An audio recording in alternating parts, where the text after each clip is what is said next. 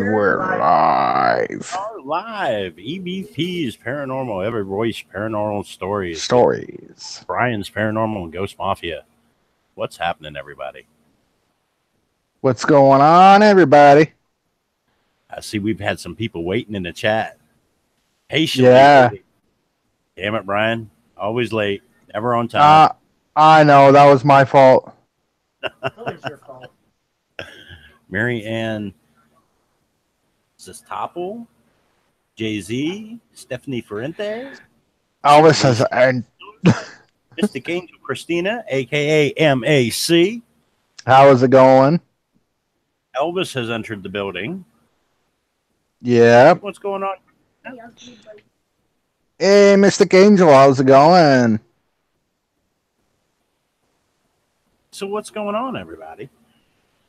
How was have everyone's any new day? experiences in the last couple of weeks? We haven't really been on the air. We apologize for that, due to circumstances being under control with illnesses and family members in hospitals and things like that.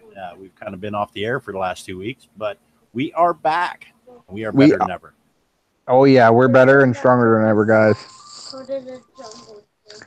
So, we have couple special guests for you guys tonight, and I hope you guys are excited for it. This is going to be a great panel for everybody. I know me and Ghost are excited. I know I got a couple of stories, and one is happening right now as we speak. As we speak, I am sitting here at my desk, and I've got my two computer monitors right in front of me, like literally right in front of me right now. But above that is a 32-inch screen TV that I have my cameras up on. And a few minutes ago, I looked up, and I've got my hot tub set up on my stage in the backyard. And literally, hold on, I'm going to screen share this picture with you guys that I just took. Now, mind you, the television that I'm using for the digital or for the outdoor security cameras started going out on me the other day. So it's got lines and stuff in it, but you can still see what's going on, especially in the daytime. But bear with me, because this picture isn't the best, but you'll see what I'm talking about. Now, screen share this. I'm going to have to go into our chat that we had a few minutes back. Yep. Well, maybe. Where'd it go? Okay, hold on. Let me pull up the chat. Yeah, you guys got to see this. Hey, Rachel, welcome. Oh, wait a minute. I got to screen share the other screen because it put it up on that screen. Hold on. Hey, Stoney, how's it going?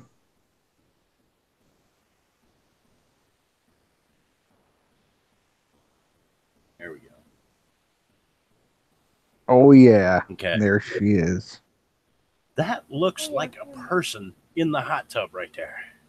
It does. It looks like I have a shadow figure chilling in my hot tub right now. It does. Because his head's there.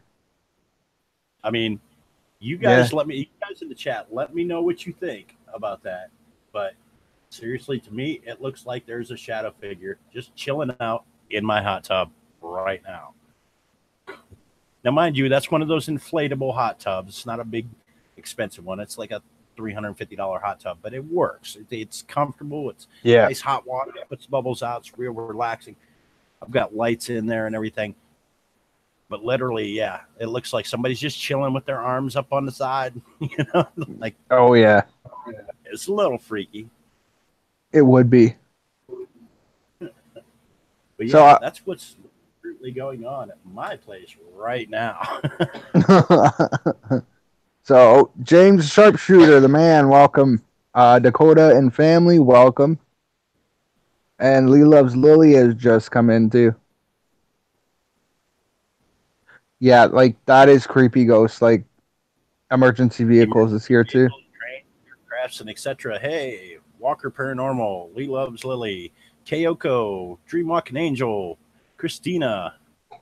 Hey, Kyoko. So Walker Paranormal, that's Bobby's channel. Yeah. Oh, okay. Cool. That's your brother? Yep. Cool. Dreamwalking Angel. Stony. Man, we got a crowd in here tonight. Yep, Beth Simmons. Feels good. We got Uber Goober lady supposed to be coming on here after a bit. She said she might not be able to get on right away. Paula from Bull Run Paranormal, we got to call out to her. Hopefully she's able to join us. I know that she's been under the weather here lately too. But yeah. And if you guys have any stories that you want to share and come up onto the panel with us, let us know in the chat. We'll try to get you up here. We can't get everybody on here, but we usually pick at least 2 a night when we do this. So just let us know, and we'll try to get you up here. Yeah. I know my brother would have some good stories about the place they're in, that townhouse. I don't know if this crowd is ready for 2 Brians. You guys I don't know. Yeah. I don't know if you guys are ready for both of us. Identical. Lady Swan, hello, darling. How are you?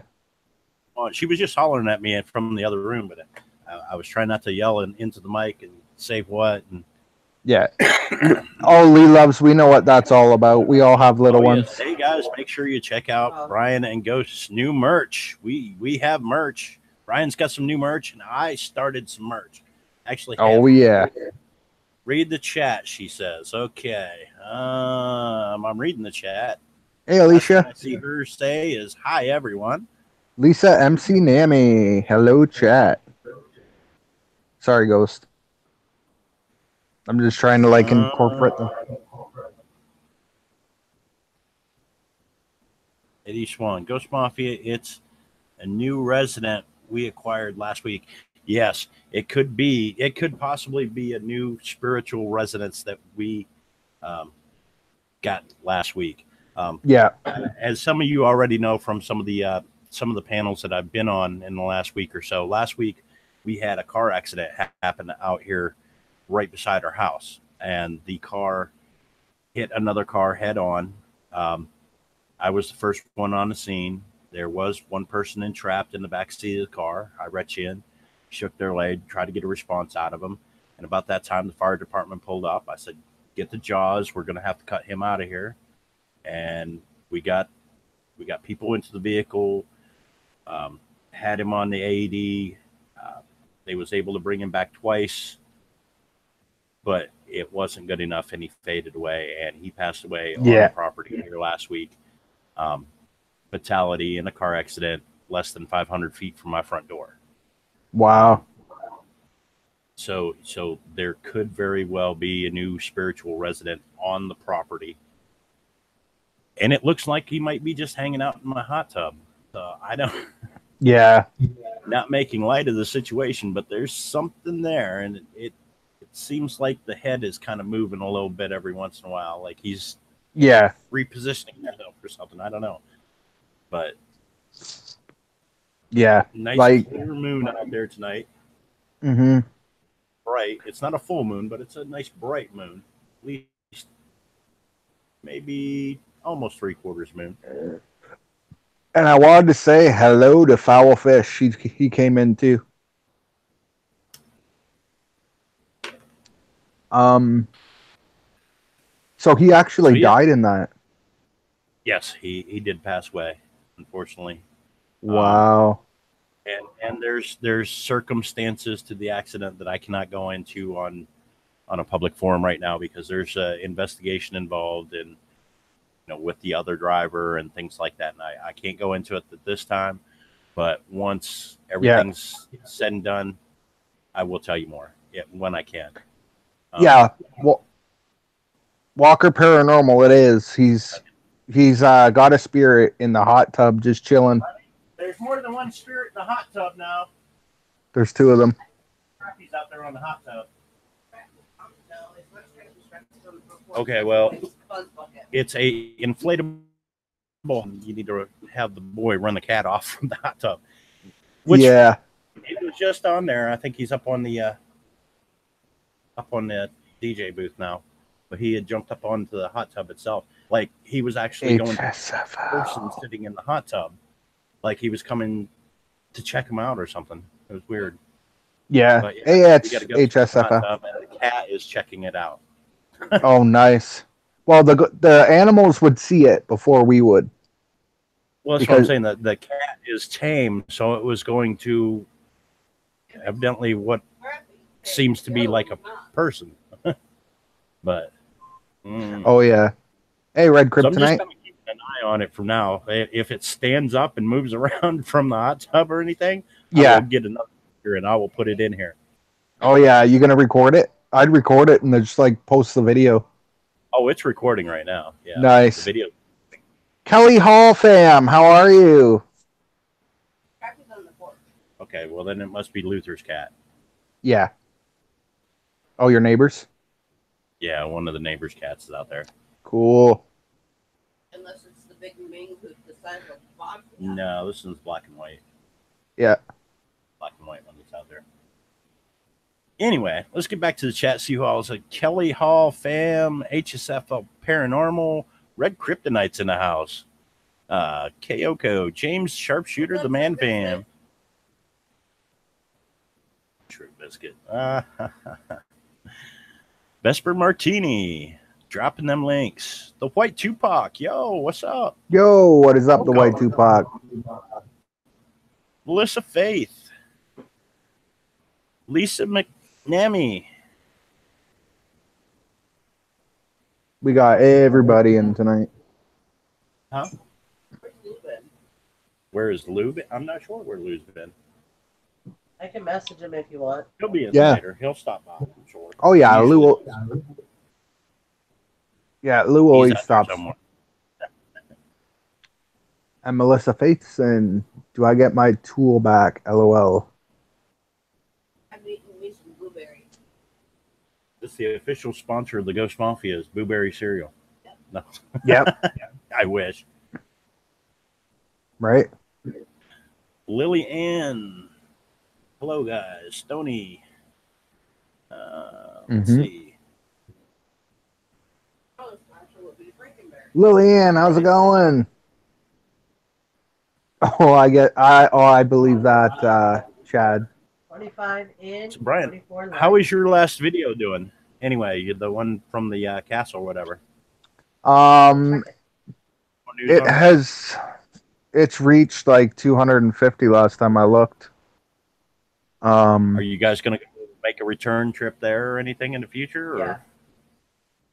And we still have to hit Albion Falls. We still have to hit Albion Falls, but yes, I think eventually we're gonna end up going back to Dundurn, hopefully to get an indoor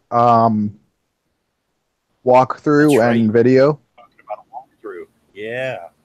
Yeah. Any idea on when that's supposed to come about? We'd love to see inside of that back place. from them. I have to speak to the person that's running the tours. Right JoJo's got to speak to the person that's running the tours because they've had all the tickets are sold out. Nice. And in a private one, I have to speak to the guy that's in charge of the tour. yeah, but she's going to speak to the guy in charge of the tours so we can get a private tour. That'd be awesome. Yeah, so he'll. MG, no warriors in here. Hungry Trophy Trooper. Nice. Welcome. And we're getting a bunch of people in here tonight. I'm loving it. I'm loving it too. Yeah, like we don't. He'll give us guests up here yet. Yeah, like he'll give us the rundown, what happened. He'll tell us the history of the place, and I'm allowed to film everything, even him. Awesome. So, while we're filming in there, it'll be great. I know it won't be at nighttime and all that. I don't think. So, it's been about 2 weeks since we had a show going on, and like I said, I had a couple of stories, and one's happening right now with the whole hot tub thing going on in the backyard, and I'm just kind of keeping an eye on that. But I don't know if anybody caught Lou Rock stream the one night. Lou Rock had done a stream here about 2 weeks ago, and just happened to be on a day that our dog passed away. She was 13 years old. Her name was Maddie, Chocolate Lab. And it's just old age, it happens with dogs. And family members and things like that. But you know, I was on YouTube trying to keep my mind off it, keep occupied, and things like that. Lou Rock does a stream, and he had downloaded some apps and stuff, and literally he was, you know, kind of reviewing the apps, and he pulls up one app, and I'm not sure what the name of the app was. I still have to find out from him. I believe it was like Ghost Text or something like that, but it puts words on the screen, and it starts putting words on the screen, and at first it doesn't make any sense, and then it starts saying words like Mr. Mrs. Ghost Dog, and I'm like, oh, wait a minute, and it said how did soul okay, innocence renewed, and you know, and buried, and literally Mr. and Mrs. Ghost's dog had died that morning at 10 o'clock in the morning, and we buried her in the backyard, and you know, was out there, said a little prayer for her and everything, and you know, did the whole, you know, pet cemetery thing in the backyard, you know, the cross and all that, and sure enough, that's I'd say we got a message. I'd say we got a message through Lou Rock that night that you know, she wasn't here anymore. She moved on. But that was kind of a freaky night because we weren't expecting anything like that. Like I said, I went on to YouTube to kind of take my mind off of it and just kind of hang out, and you know, I was in Lou's stream, and Lou was like, he thought it was his dog, and I texted him, and he's like, oh wow, let's just say those words make a lot of sense now, and he was truly like heartbroken over it too, man. It was touching to see his emotion in that, and and then when I showed my wife the video, she's just like, her jaw dropped. She didn't know what to say. So it's been an interesting couple of weeks with things happening around here and stuff. I mean, I don't know what's been going on in your neck of the woods, but I'm hearing a lot of people have a lot of stories from the last couple of weeks that they've experienced. Like Aniki was telling me that she's got some new stories for us too about things that have been happening. And Goober told me she's got a story for us. And so I told Goober, I said, well, look, we'll get you on tonight. She had to go to her sister's house. She said she might not be back right away, but she'll come on. She gets back. Well, that'll be nice. Now we're just kind of hanging out and, you know, hanging out with you guys in the chat. Lisa McNamee and Kenneth the Kentucky Fam and Vesper Martini, Christina, and you know, Nina Sings. Everybody over there trying to interact with the chat as much as possible, but still tell some stories and things like that. Hey, Cal's Fam. You heard from RK lately? Stories that you want to share, we'll bring you guys on to share your stories now while we're waiting on our guests to come. If anybody has anything they want to share. Oh yeah, if anybody has any stories, feel free. We'll bring his up here. Oh, nice. Nina Singh says, I'm trying out for America's Got Talent. Wish me luck. November 15th. Pray for me. Absolutely. Oh, Nana sings. We will for sure. Kel says, Brian, Ghost. Yeah, it's great to see you too, John. I had a chocolate lab named Maddie. That's what ours was named, Maddie. Yeah.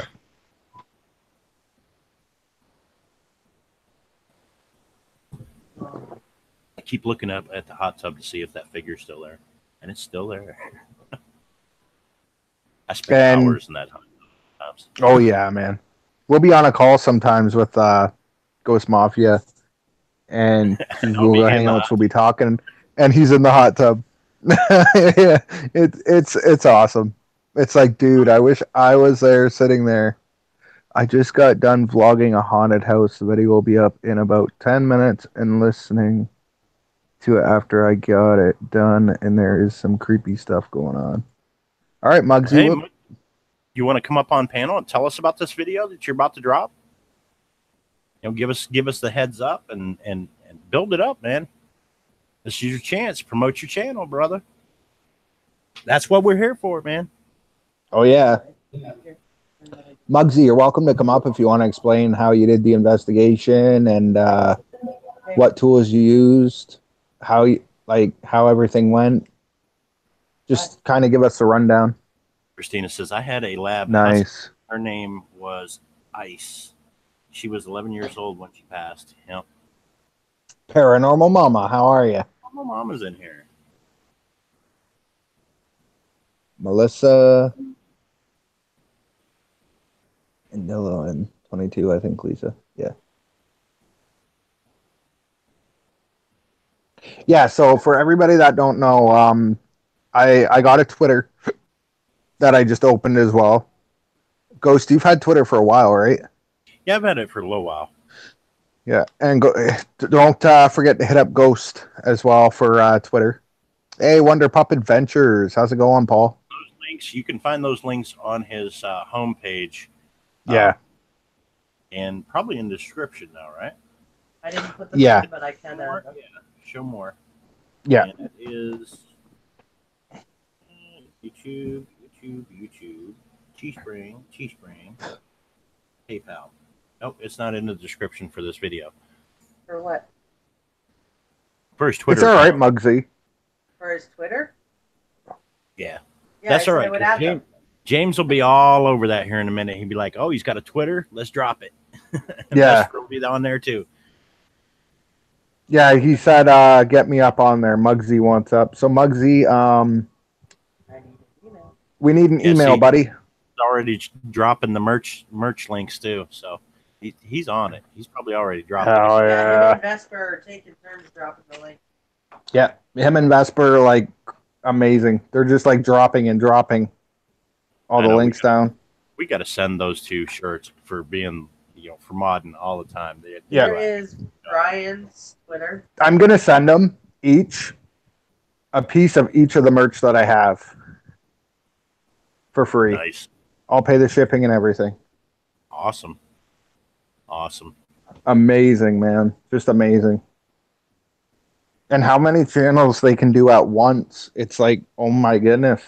Like, if I'm modding more than one, I get so confused. I'm all over the place. I don't know what to do. Also, moral of that story, don't let Brian mod. Our supreme leader over there, our producer for the show.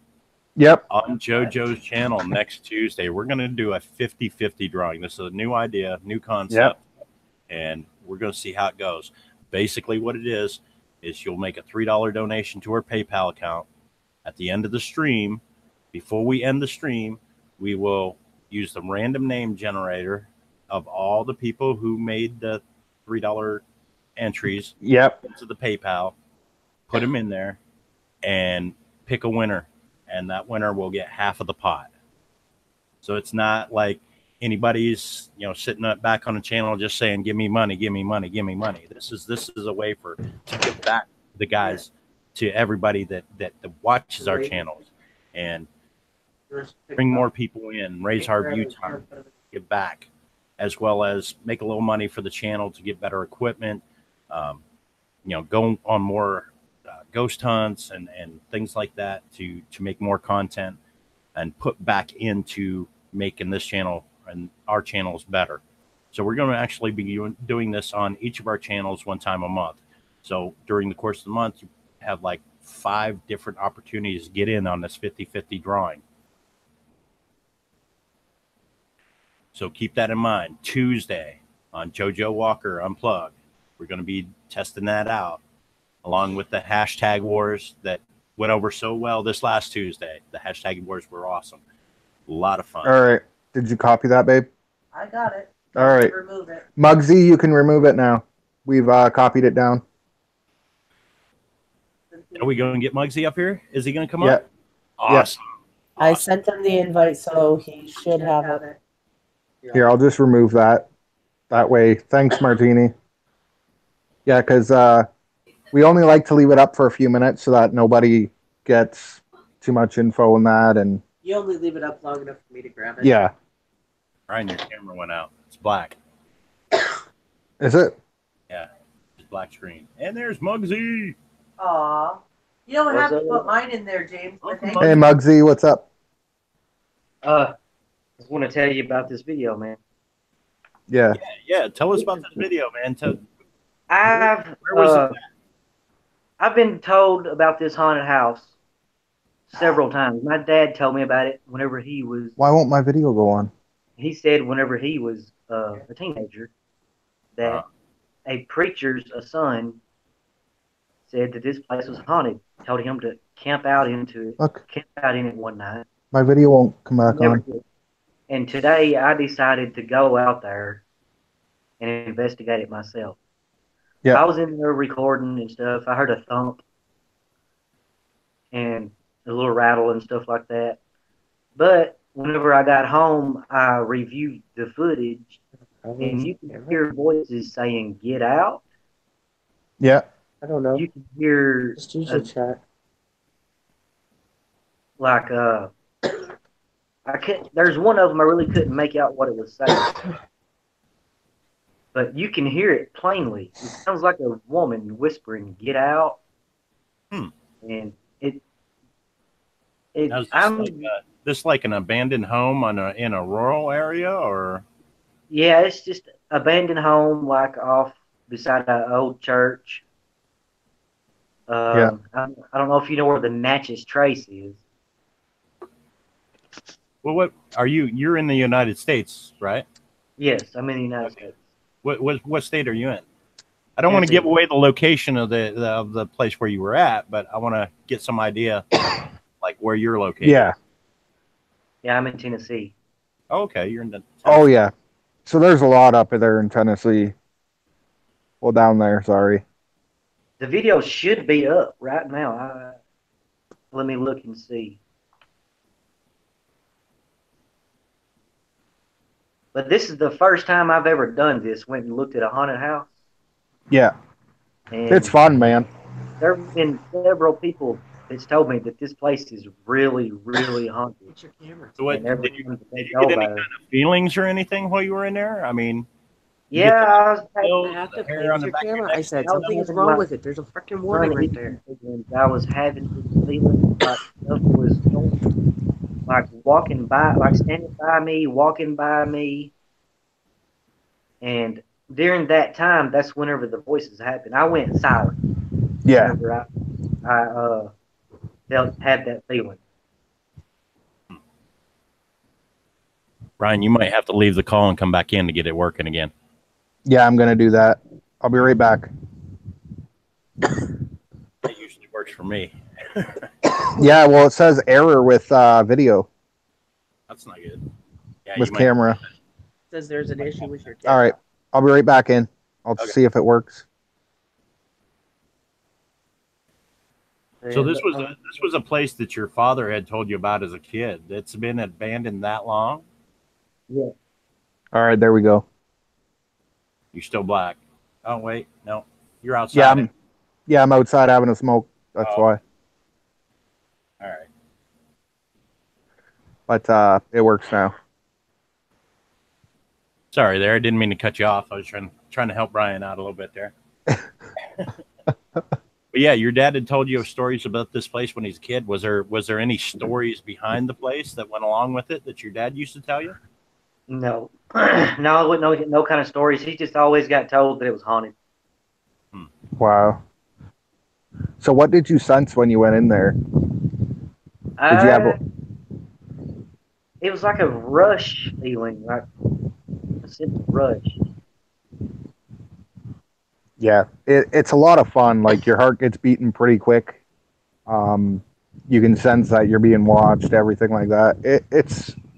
It's amazing the feeling that we all get. Like we did the Dundurn Castle, and it was fun too. That's a place that I wouldn't mind going back and going inside of. Let me check. I want to check and see if this video has uploaded yet. Yeah. I don't think I can check it whenever I'm on a Hangout. I can jump back in real quick. Yeah, it should be. We could tell you if it's up. Hold on. I can jump over to your channel. Vesper has been dropping your links in the chat. Like crazy. She's awesome, man. And let's see. Oh, I love that Camaro, brother. Appreciate it, man. Is that yours? No, I wish it was. It's my dad's. Nice, man. Brand new, right? He put, he's got about 10 grand into it. Wow. Okay. Just on the body. Last video dropped 3 hours ago. It says it's hot. Is that it? Nope. Okay. It will say. It will say old abandoned haunted house. All right. Yeah, it's not up yet. It should be coming up pretty soon though. Yeah. Oh, yeah. I'm gonna hit that bell and that should notify me when that comes up. Yeah. I smashed his bell on as well. Let's see. Get the chat back up here so I can see everybody again. We'll see everyone. Kyoko says, "Hey Muggsy, my first car was a '81 Camaro. Thumbs up." Nice. 81? Yeah, '81. Nice. Melissa Faith says she has some questions for Muggsy. Okay, let me go into your. Let me go into your chat right here.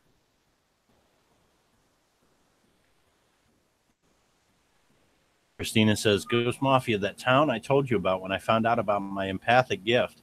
I put a video of it on my channel. When you get a chance, check it out. Okay, I will. Absolutely. I'm definitely. Yeah, that's cool. I put a photo video. Melissa Faith says her first car was a '84 Mustang. Nice. My first car was a Mazda. Okay, I got the chat up. My first car was a 1976 Olds Cutlass Supreme with a 350 rocket under the hood. Oh, man. You so beat me. Ball. Yeah. My first car was a 2002 Mustang GT with a 429 Cobra Jet in it. There you go. Nice, man. I don't have it no more. I ran it through the woods. What? I buried it about 50 foot into the woods about a week after I got it. Oh, wow. No. Somebody ordered it like that. Oh. The car was, I got it in 2006, and it was a 2002. So it wasn't very old at all. Oh, hey, Jerry, welcome. Hey, I'd say Jerry. your last name, but I'd probably mess it up really bad. I'm really bad with names, so. Melissa Faith says, I had an '81 Olds with a 300 small block. Nice. Nice.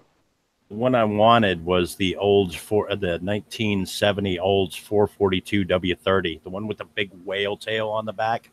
Yeah. Yeah, those things were awesome. Had the 455 rocket in it. I know where a 1967 Oldsmobile Cutlass is sitting for $1,400 right now.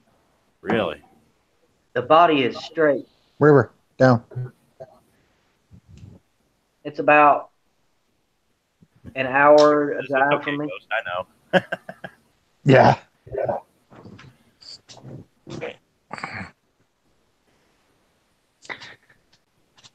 Whoop, whoop, Ghost Mafia. Oldsmobile, don't make them anymore. Nope. Nope, they quit making them. I wish they did. I would so buy another Cutlass. Yeah. A 400 small block. And the thing about Oldsmobiles is they last forever. They won't break. Like, the motor will not give out, but the car will rot around it. Yeah. Yeah. That was the problem I had. I got a pinhole leak in the radiator in my first car. And, I was a kid. I was, 16, just got my driver's license. It was my first car, and I'm driving it, freshman year. I'm one of the 3 students in the whole school that actually was able to get their driver's license and a car their freshman year and drive at school. Nice. I get a pinhole leak in a radiator, and I'm like, it's no big thing. We'll throw some pepper in it. It'll fix the pinhole leak. So I did that. Filled it up with water, closed the hood, got about halfway to school, got to the intersection by the school, steam rolling out from underneath the hood, and it stalls right in front of my school bus. Guess who didn't remember to put the radiator cap back on? You. Yeah. Man. It was like one of the most embarrassing moments because I'm rolling to school in my first car. It's a beater with a heater, but it's your first car, Yeah. And I break down in front of the school bus. Wow.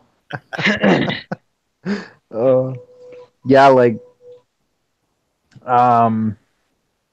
Jerry said, what about old Fords? There's a lot of nice old Fords, I've seen a few. You know what? I'm not a big Ford guy unless it's a Ford truck. And then it's got to be like 79 or earlier. Yep. I prefer the 78 because the 78 had the round headlights. Yeah. The 79s went square. Oh, yeah. But that body style is like, you had all the chrome and everything on it. It was a wicked looking truck. These new Fords and stuff, I'm not so much into. Melissa, Ford F-150 rocks. Last time I looked at my video, it said it had 10 minutes left, but it's taking longer for some reason. Well, it's probably because you're on panel, though. It'll take longer to upload if you're doing something else at the same time.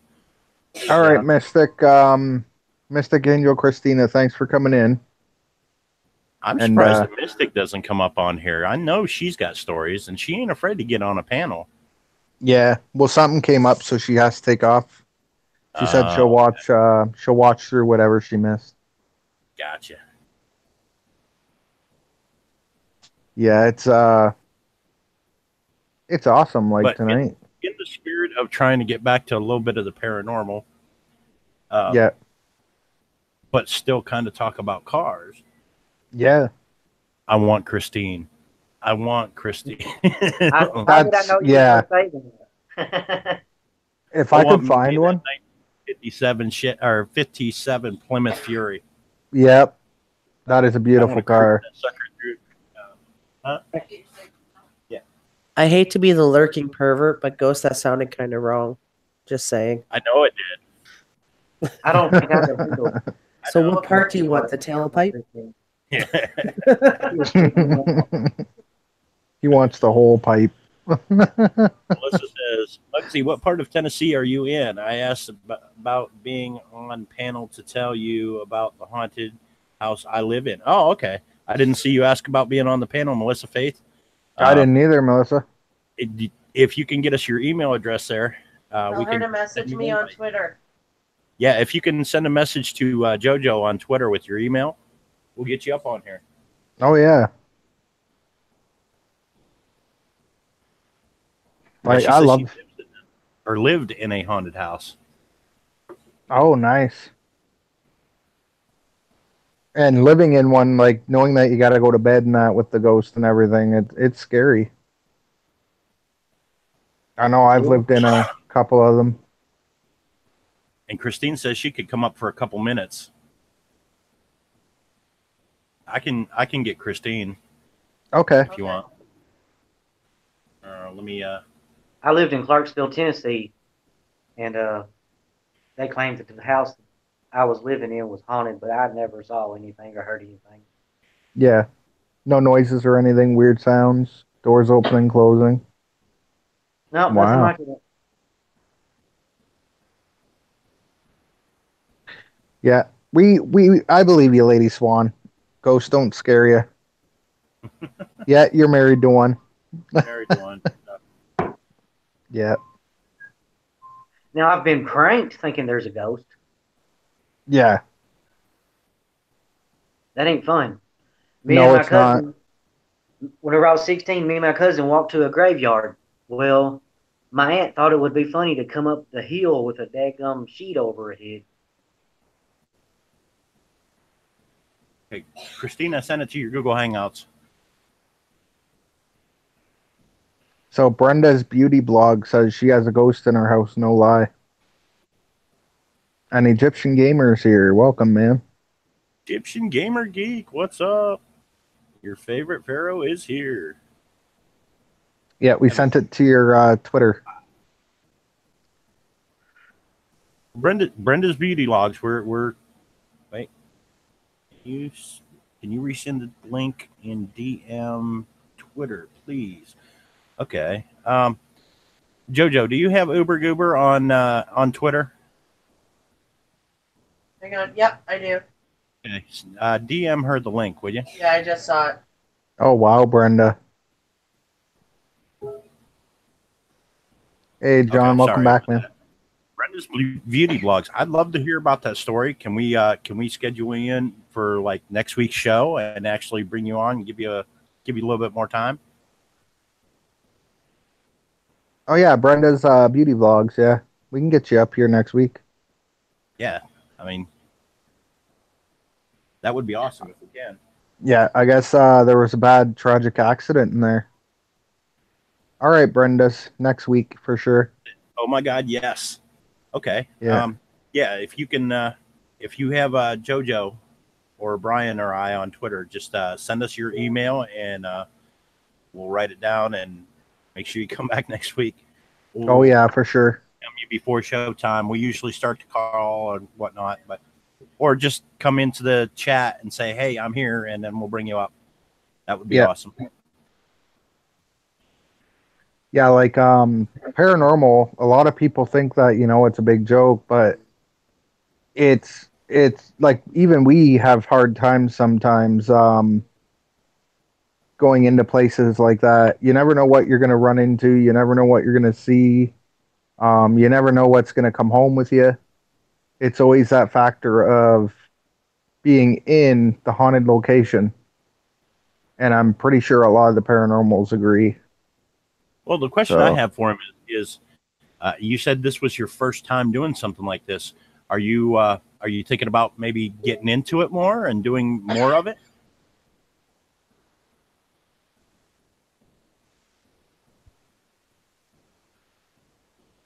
Is he there? Can you hear us? Muggsy, still here? Yeah, I'm still here. Hey, yeah, I was asking you, Muggsy, if you said this was your first time. Sorry. Hey, I was asking you, since Uber. this was your first time, do you plan on getting more into like the ghost hunting and things like that? I really don't know. That was just a one-time deal, I think. It's a lot of fun though, man, once you get into it. Welcome, Uber Goober. Thanks for coming. I haven't heard from Paula. We sent her the invite. Egyptian Gamer Geek. I sent her a DM and also a text, so I don't know. Maybe she's not feeling good. I don't know. But sorry I'm late. I had to have dinner with my family. Oh, that's cool. Hey, everybody. Egyptian Gamer. Yes, I do have Twitter. It is linked to my YouTube as well.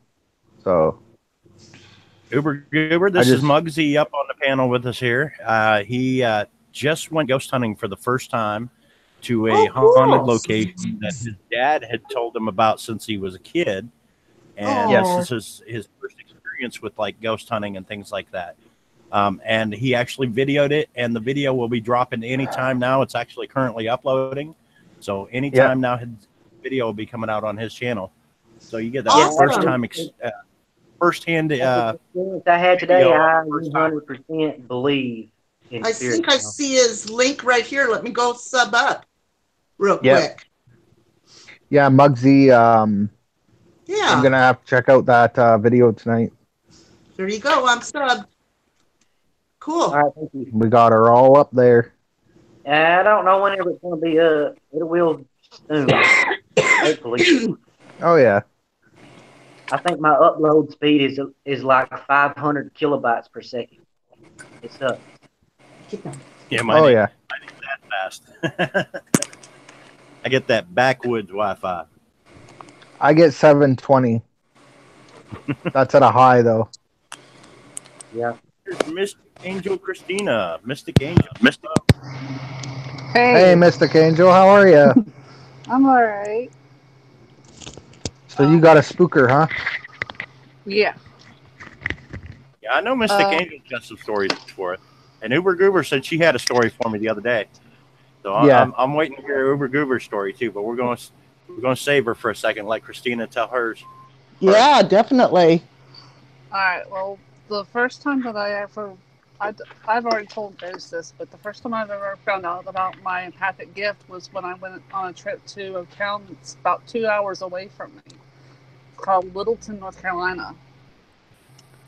I was sitting in the living room of this paranormal cryptozoology museum, and the sound of a woman's voice came through on the speaker, and found out that it was connecting to me. Well, after my trip, I went home, and it followed me home. I did not invite it, and it came over the speakers again when I came home. And it's another connection to me, and I found out that it was a spirit sister trying to connect with me. Really? Now, when you say you're empathic, now I know that we have people in the chat that might not know exactly what that is. Can you give us a description of what that would pertain? I am able to see, hear, and feel spirits around me. They never leave me alone. Yeah, JoJo's the same way. Typically with empathics, they can feel the emotions from whatever it is around them. Right. Now, do you experience that, like the dread or the fear, or you know what I mean? Yes, I do. In fact, I've also got the spirit of an older lady that lives within my house, and I've actually felt and seen her too. Oh wow. She's friendly. She never bothers me. She just lets me know that she's here. Yeah. So who is she? She's a woman that actually owned our home before and passed away in it. Oh wow. Before my husband had bought the place. So did she have a traumatic death, or did she die in the home? You said she died in the home. And do you know what she died of at all? She I think she was a heart problem, but I haven't really been able to get a whole lot out of her because she's really to herself. Now, have you been able to substantiate any of these through research or anything like that? When I told my stepson about it, he confirmed that yeah, she was here. And what was her name? Was it Gladys? I haven't found out what her name is yet, but I think it has to do with that name. Yeah. Yeah. How long has she been there? She's been here. I've been living here for about 9 years now, and she was here long before that. And I can't hear nobody. Let me see if I got it on mute. Yeah, we got you there, Melissa. You have to unmute it. Come here. Hold on, I'll be right there. My darling daughter has this on mute. I have to have it on mute. Oh, you're good. We just I'm here. Christina, you got to mute your YouTube. Yeah. All right, there we go, Mystic. Hi. Yeah, Mystic Angel Christina was in the process of telling a little bit about her empathic abilities and the experiences she's having with a spirit around her. Okay, I apologize. Go ahead. It's okay, Melissa.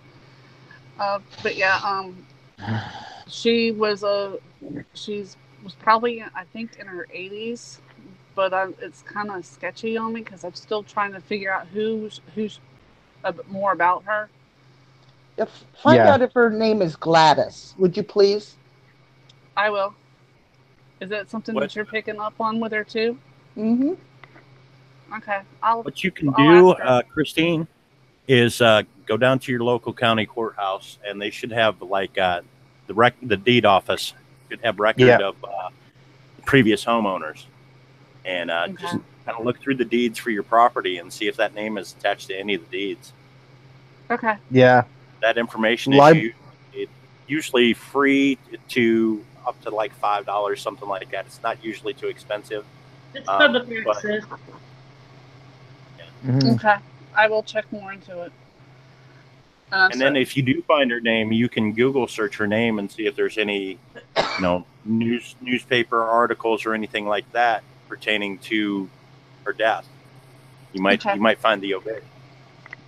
Yeah, they also carry them at the libraries too sometimes. Yeah, but that's usually microfilm, and it's hard to search sometimes. You could spend hours in there trying to find what you're looking for. Here it's all done. Like, well, and also to answer, I actually have an Aunt Gladys that passed away a few years ago. So I don't know if maybe that could be a connection too, but I'm not sure. She could still be here with me too. But I've got so many different spirits that connect with me that I have to I have to get them to quiet down so I can listen to one at a time, and sometimes it's not easy. Yeah, they all want to come through at once. I can't take them, so just have to get that one for you. Okay, and I'm sorry. Go ahead. But on my channel, the town that I was telling you about, I did put a video of on my channel that is that has the title of the town on it. It says Littleton, North Carolina, and it has a little bit of history to it and a little bit of what I was experiencing when I was there in the video. So if anybody wants to go check it out. Absolutely. Definitely. Okay, and new on the panel is Melissa Faith. She lived in a haunted house. Melissa, we had to mute you for a second. Your background noise was like covering people up, but you'll have to unmute it if you can tell us a little bit about what's going on with you. All right, before she starts, I'm going to have to go on a ghost. I just wanted to say good night, and everybody, and thanks for listening. Good night, Mystic. Thank you, honey. No problem, Mystic. Thanks for coming up and sharing with us. You're welcome. Love and blessings to all. You too, honey. Love and blessings to you, too. Melissa, unmute your mic, Melissa. There you go. There you go. I apologize about the noise. No, that's all right. That's all right. That's all right. Okay.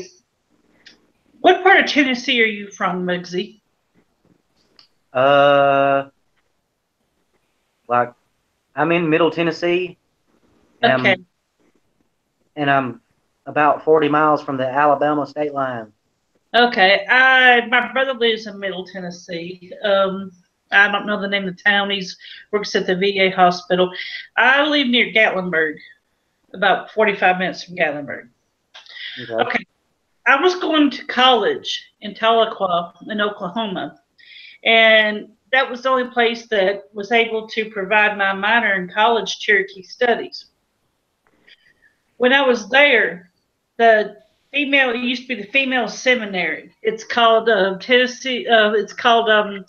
Northeastern State University.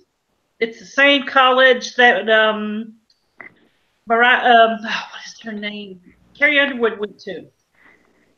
And I talked to a couple of the professors up there, and they said that on the fourth story, that there's a third and a fourth story, that some of the young female students have passed away there from pneumonia and different diseases during the late 1800s.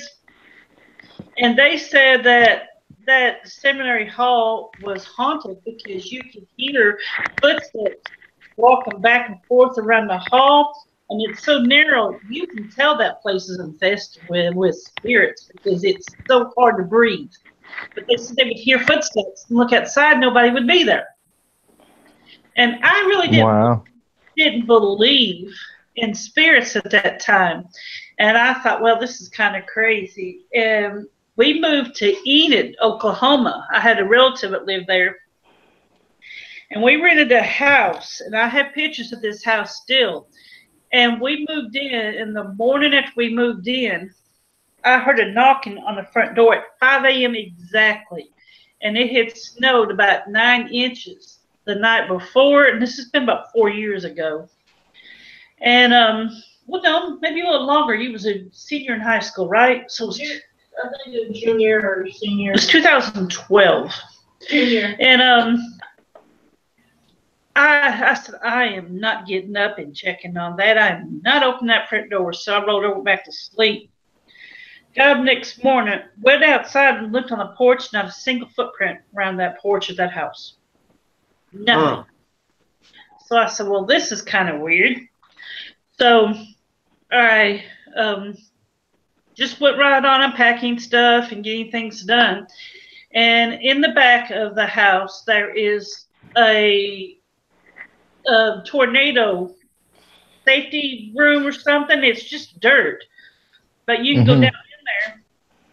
And there's a big bay window. I had put, it's a wide window, and I had put curtains up when I moved in. And I went back there one morning and looked, and it had one place here and one here, and it had been pulled away from the wall. Like something was trying to pull the curtain off the wall. So I bit it back and put it back the way it was, you know, try to straighten it out. And as I was walking back into the kitchen area through the dining room into the living room, and I looked, and I had this little hurricane vase and one blue flower on one side. So I had it facing straight ahead. And every morning when I would get up, I would look, and that flower and that vase had been turned to where the flower was facing the front door. So I turned it back. This went on for 2 weeks. I said, no. So I took and duct taped that sucker. Took the top off and duct taped it down where it couldn't be turned. And after that, that stopped. Well, I noticed when my daughter would go to school, I would turn her stereo on and listen to music because I love music. And all of a sudden I'd hear on the walls, constantly knocking on the walls. And I'm like, what the heck? I started blowing it off, ignoring it. And it only happened when I would play her radio, her stereo. And it was 80s, 90s rock. And whatever it was, didn't like that. So about 2 weeks after I moved in, I was asleep at exactly 5 a.m. in the morning.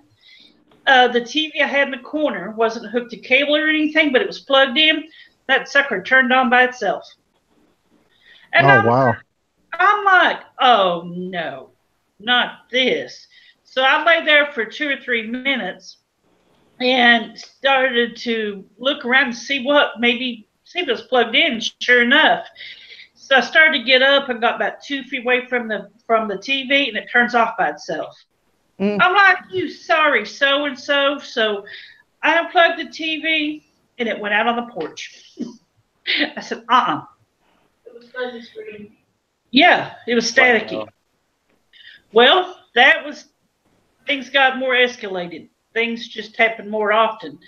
So I was sitting in my daughter's room, and we was listening to radio, and it was a JVC radio with the nozzle that turns up and down, and it has a lighted dial that has like 21, 22, all the way down to 0.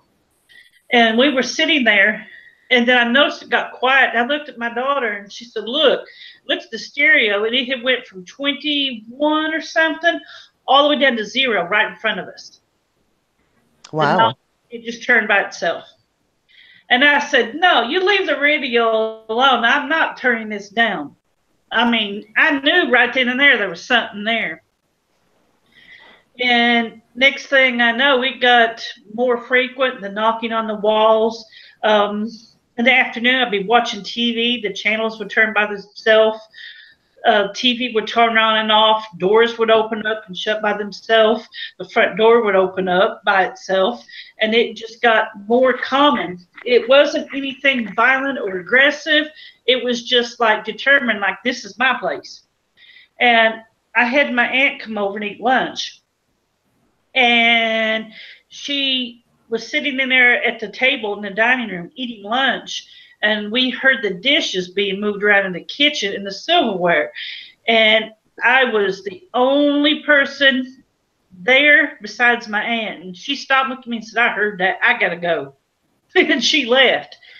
Well, after that, my cousin aunt would not come over and stay late at night after that. And I think I started telling my daughter about it. She's like, Mom, I hear my name being called. She said, I heard an old man. What was it he said? Hello. He whispered in her ear when she was asleep. It woke her up. Hello. And I'm like, oh, my God, this is getting real. So she spent the night over at my aunt's house. And I was on the couch watching TV, and I watched my hair go up like this and go down. I said, you are in my space. Now you're getting too personal. And the next chance I got, I gave my move-out notice and moved out. And I had only been there 6 months. And I told the landlord that house was haunted. He laughed at me. And I have the address, and that house to me is still vacant. So I called the courthouse and got the county public records. The house was built in 1909, 1913, something like that. And it had sat vacant for quite a while. And a couple bought it in the 70s and lived there till the early 2000s. One died in the hospital, another died in a nursing home. And after that, people wouldn't stay very long. And I found out that a architect had bought the house, rent to own, bought it, and did some remodeling on it, and up and moved out and left it. Timber. And an older woman stayed 6 months and lived there. Nobody had lived in that house no longer than about 6 months in the last 10 years. So my daughter and I went up to Garfield. It's called Garfield County. We went up to Garfield Furniture, and it is a very old building up there. And I talked to the owner, and this was at the same time. And he showed me a room where reportedly,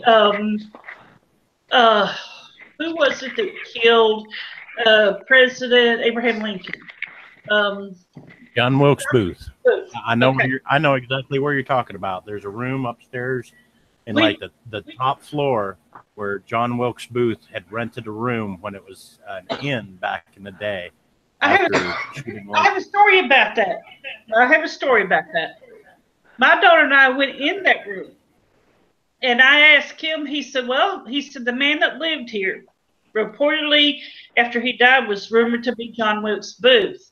He decided one day to kill himself, went over to the pharmacy and got some poison, drank it, and died in this room. And I've always considered my daughter and I to be empathetic, where we can sense things and feel things. I don't know what caused her to ask this, but she looked at that man and said, well, what'd you find in the walls? And he kind of looked at her in surprise and said, we found a whiskey bottle, and what else? There was a whiskey bottle and something else found in the wall. And apparently it was during premonition or prohibition. Yeah. And what, Mandy? I thought I saw a shadow. She said she thought she saw a shadow in that room. And that building is starting to deteriorate quite a bit. But it was just, that room is creepy. That room is really creepy. There was an old cast iron bed, an old bed, like a turn-the-century bed. Yeah, it ain't much bigger than a jail cell. I've seen the room that she's talking about. It's not very big at all. No, just big enough for like a small bed and a side table about. Yeah, she said she was walking across the street and started getting chest pains, like anxiety or something. After we left. Physical chest pains, and she was 17 years old. She shouldn't have been feeling that. But I talked to him, and he said that he has heard things, noises and things coming from that room. And here in Oklahoma, here in Tennessee, there was a place called the Battle Bean Station. I grew up there. My parents built a house in Bean Station kind of up on a hill, and the people that dug the basement part, like an A-frame part, dug it in the wrong place. We found it was right beneath the cemetery. Well, wow. this was like 83, I think, with 84. Well, I went up there on the hill and looked, and there was several unmarked tombstones. And there was one, and it had white letters on it. It said Lady Nan Locke, Locke. And I talked to an elderly woman that was in her 70s, and she said when she was a small girl, she saw an old woman, a figure with in a long white dress, walk from that graveyard about 500-600 feet to where there was apple trees had used to be there, and then walk back to the graveyard, disappear. And this was a long time ago, and so she would be like 110 or 115 now. So I went back to that graveyard several times and looked, and there was unmarked stones there. And I noticed my brother, he kept telling me that he would latch his door from the inside. It had one of them hook latches, so the door would stay shut. And he would latch it, and he was probably a freshman in high school. And he'd wake up and his door wide open. Or he'd wake up and there'd be like this grayish mist, look like the figure of an old woman, standing there looking at his stereo and turning the knobs and trying to figure his stereo out. And, this was in the 80s, so they didn't have CD players. It was cassettes. And I went back about a year ago, and I talked to the current owners, and I asked them if anything strange had happened there. And sure enough, his wife said that she'll be upstairs, and she'll hear the door open and shut downstairs. And she says that sometimes that downstairs stays really cold, and she hasn't seen nothing, but she has heard, different noises around the house. And I asked him what he thought about it, and he said, I feel like I'm not going to bother it if it don't bother me, which in other words, it is haunted. And that is, Bean Station is near Tazewell, and it's right in the heart, in between Knoxville, Gatlinburg, and Greenville, and Morristown. So we have a lot of haunted areas. There is a place here, it's about 10 or 15 minute drive. What is that place called, that house? I know Goober's got some stories too over there. I know she's got some haunted locations. And oh yeah. Didn't you just go on a ghost hunt here not too long ago, Uber? Or have you done that? No, I haven't done it yet. Oh, okay. Good old boy. At one place it's called Haunted Manor. That's not a house. That's an actual attraction. It's called Frightmare Manor. Frightmare Manor. And there's the Merle House. And up here in Dandridge, there is a bed and breakfast that was built in the Revolutionary era. Next to it is a Revolutionary graveyard. It's open access. Anybody can go into it 24/7. And they told me that bed and breakfast was built around the late 1700s. And they built it over top of a 2-story log house.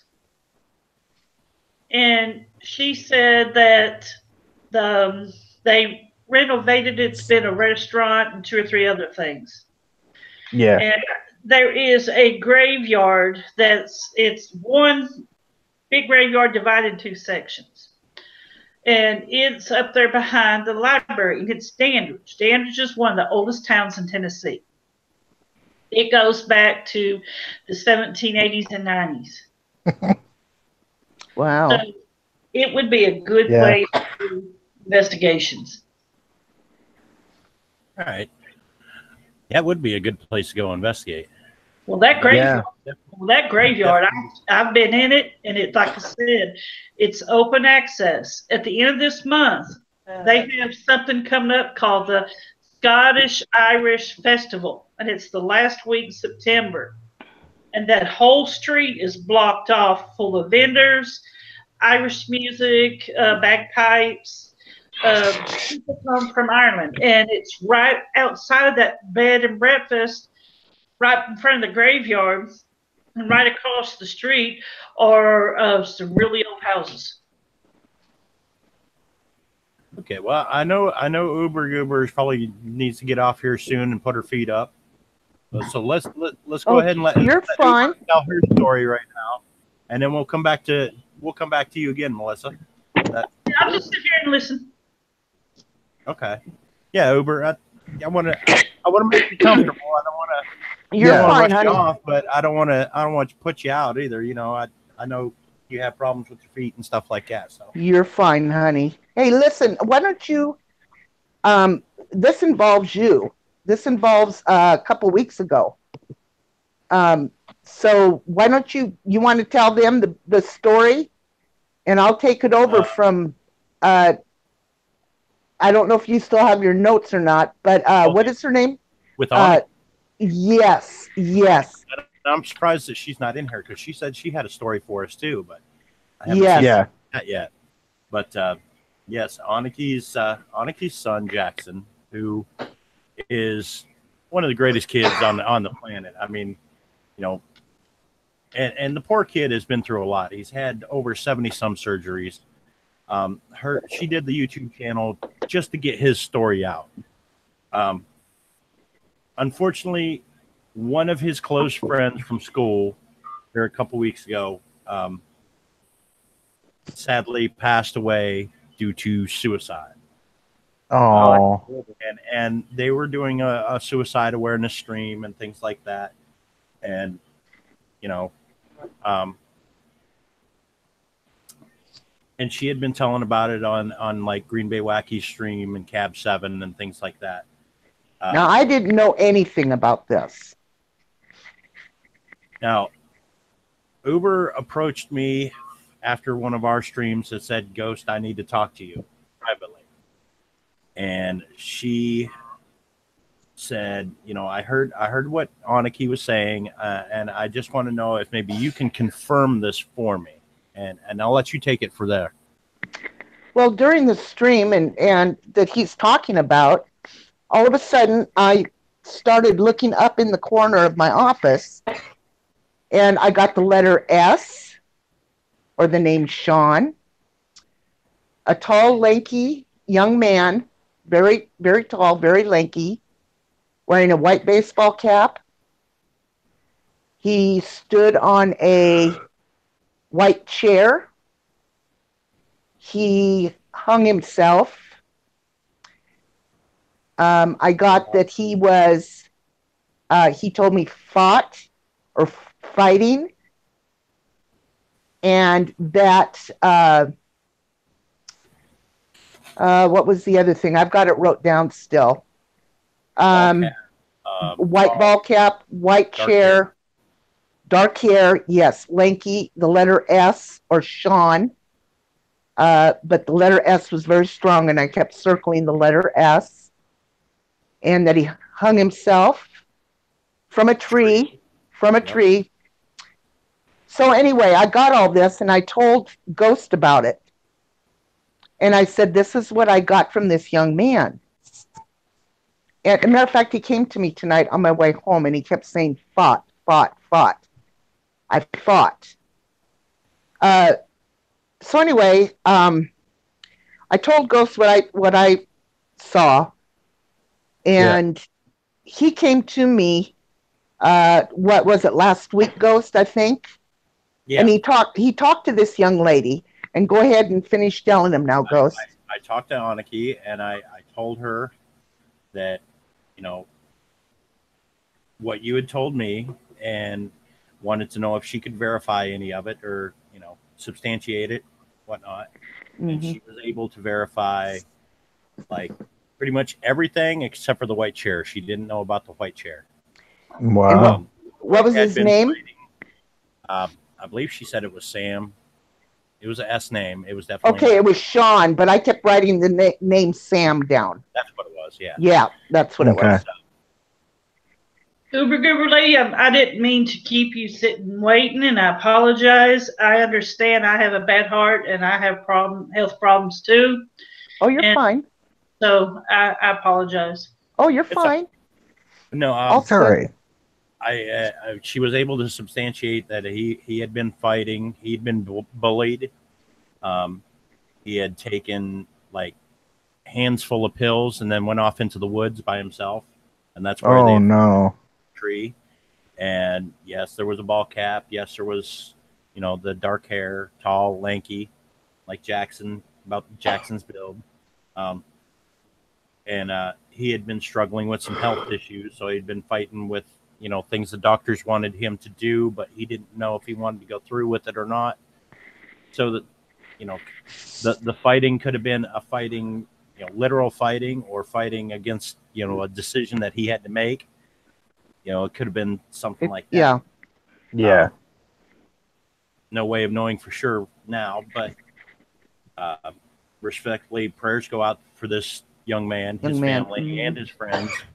I know for Jackson it was a traumatic time for him, and prayers for Anarchy and her family, because they took it pretty hard. This was a close friend of theirs. And so obviously, at this point, I don't want to show any disrespect for no. This. And no.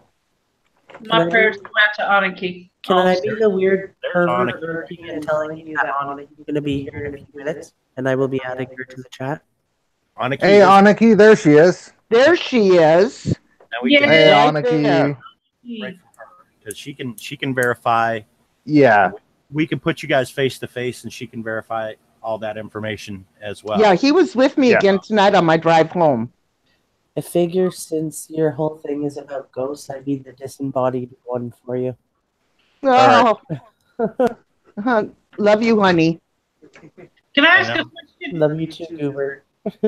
We love you, Goober. Oh, I love you guys. Goober too. Nation for life. Oh, I'm glad. Can I ask you a question, honey? Sure. My boyfriend was killed in a motorcycle accident. And about 2 weeks after he died, I grieved myself to where I just didn't want to die. I thought about killing myself. It was that bad. Mm-hmm. I had a dream, and he came to me in a dream, and all he did was smile. And it helped somewhat, but it didn't help that much. Mm-hmm. Do you believe that spirits can come to you in dreams and help you? And that's what he was doing. He was letting you know he was okay. Mm-hmm. I haven't been back to his graveyard since the day they buried him because it hurts. The hurt was too deep. And right.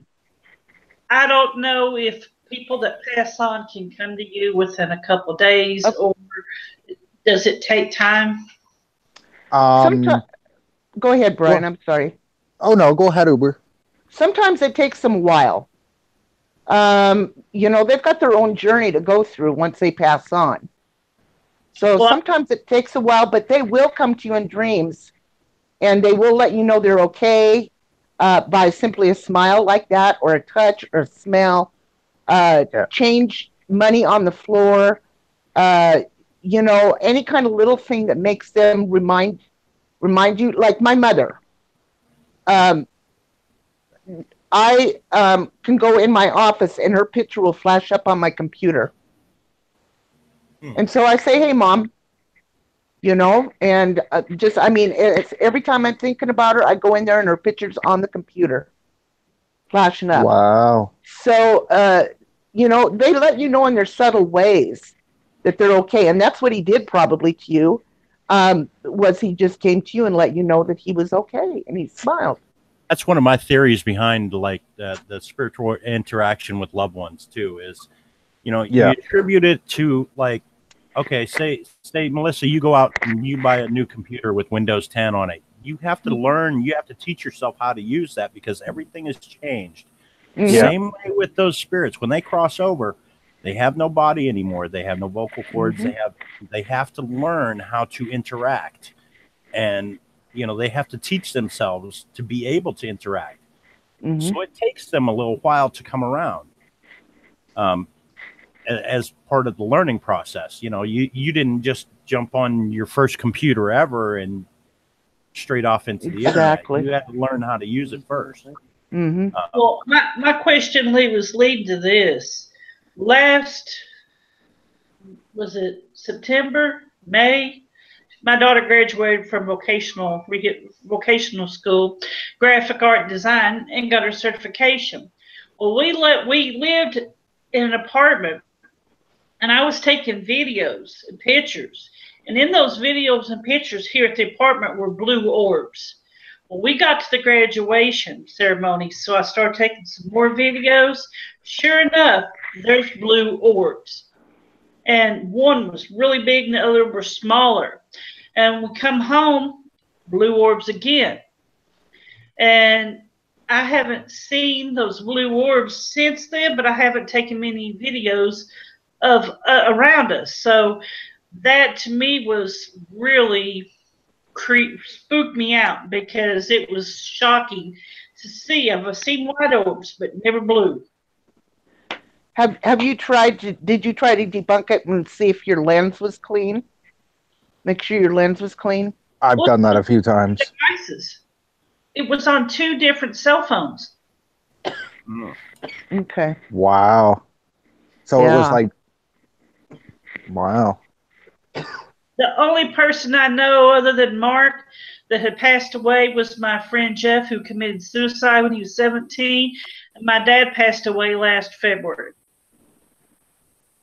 And it was really wild. We were going through a kind of a stressful time, and we were just starting to settle down. And I've tried to read up on blue orbs, and I thought, well, maybe it's guardian angels or something. I didn't know, but it was in 2 different places, 2 different locations with 2 different cameras, 2 cell phones. Right. Yeah. So, Melissa, do you ever think that it might be your dad coming back for a little visit? No, my dad was an extremely bad alcoholic who didn't like nobody. And when he died, he didn't want to be around nobody. He wanted to go back home and die. He didn't like nobody. I hadn't seen him in 12 or 13 years. So, no, we weren't close. It was strange. Yeah. Jojo, is Aniki coming up, or did you send her the invite, or you need me to? Yeah, she'll check when she goes in, she said. For what? Oh, okay. She asked if you sent Aniki the invite. I did. Yeah, posted. I did. Yeah, she sent it. Okay. Ahead of you. Well, Gotcha. Give me some Yeah, credit. what's wrong with you? It's an old high school friend. I don't talk to her no more. Just a friend request come up, that's all. Randy, you want to add anything onto that experience that you had at that house? Yeah, so go ahead. Melissa, how many orbs or spirits have you seen since then? I haven't seen nothing, but things have happened around me. Like when I was living in this trailer about 2 months ago, a friend of mine come by, was going to take me to the store, and a spatula flew off a shelf and about hit him. Oh, wow. So you've had stuff being touched, thrown. Have you been attacked at all? Yeah, we've had noises around us, things that have fallen, and we couldn't figure out why they had fallen, things that have been moved, things we can't find. Our cat, we have a cat, and he's scared of his own shadow, and sometimes he'll be staring at the ceiling, or he'll be looking at things, and we're like, what are you looking at? And he'll meow at stuff. Yeah. See, animals can sense more than we can right off the hop. They'll be able to see what's there and what's not there. Hello, guys. Hey, Aniki. Hi, Aniki. Hi, Uber. How are you, honey? Good. Good. Just here. It's good to see you. So, Aniki, the reason we wanted to get you up here is Uber is here. And you remember me talking to you about what Uber had written down for you to confirm? Well, now we have you guys in the same place at the same time. You guys can interact back and forth on that and kind of confirm in person some of the things.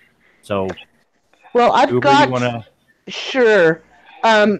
You know, I had never really seen you or been to your channel, but that night that you were in the chat and Ghost was talking about it, if you want to go back to that video, you'll see me looking up in the right-hand corner. Yeah.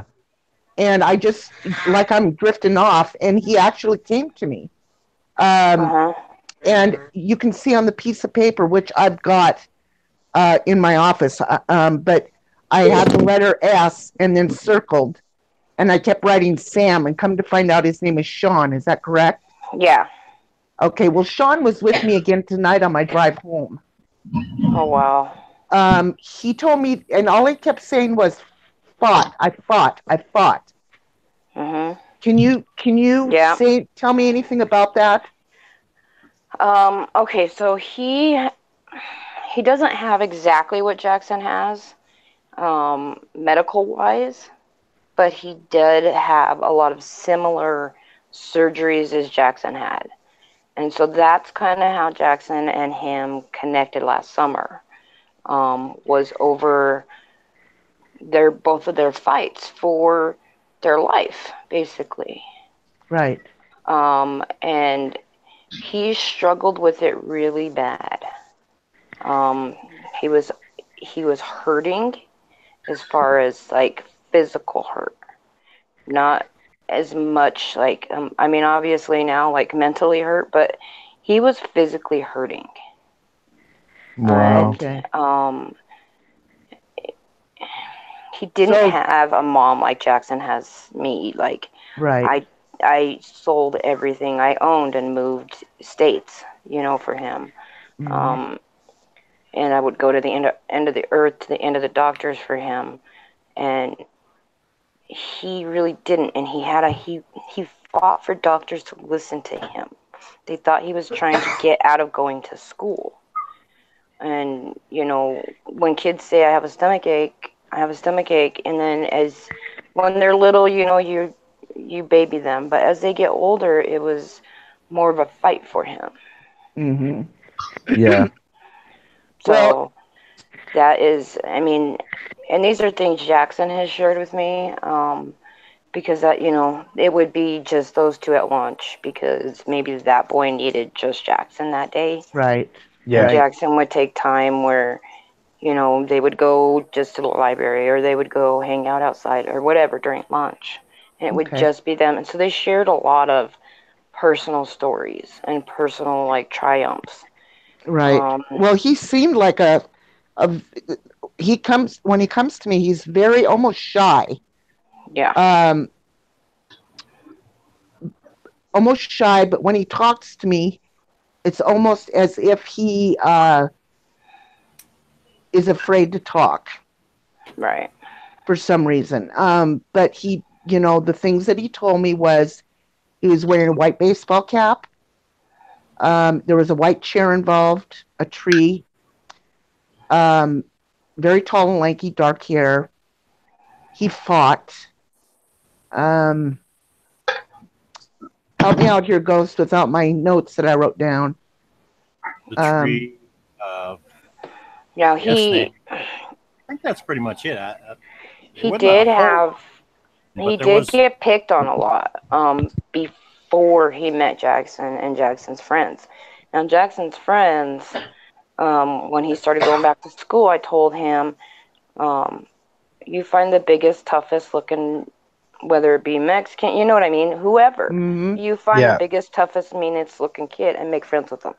Because that's the person that's going to, shelter you. Yeah. And I don't think Sean had that. Right. So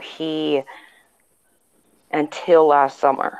And now all of Jackson's buddies, his friends, they took Sean under his wing and said, you know, they were going to do anything to protect him. But until that moment, he got picked on, and because, he was quiet, but he gained a lot of friends with being friends with Jackson. Okay. But you can confirm, confirm everything that I've told you? Yeah, 100%. And those are things like, even I didn't even tell Ghost. I didn't tell anybody.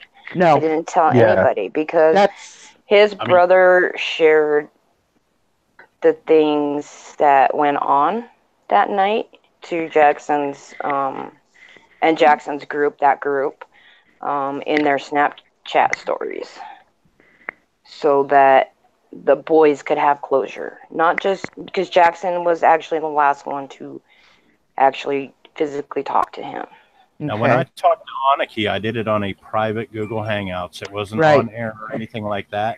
And when I started telling her some of the stuff that you had said, her face was like... Yeah, I was shocked for a few days. Like, I'm still shocked about it because there were things I didn't share. I didn't share it with anybody, you know, and to me that just... it signifies that Jackson meant something. Right. Yeah. Right. And, you know, I didn't want to say anything on live stream, which I don't normally say anything about that. And that's why when we got off the stream, I told him I need to talk to him, and I talked to him. I think it was the next day. I talked to Ghost and showed him my notes. Right. And I would never do that on live stream unless somebody wanted me to. And even then, I don't know if I would, because I don't know what I'm going to get. Right. You know? Yeah. But just to let you know, he's still coming around. Well, in that case, it's better to keep private between you, right? Mm-hmm. And what's you know what Jackson shared is that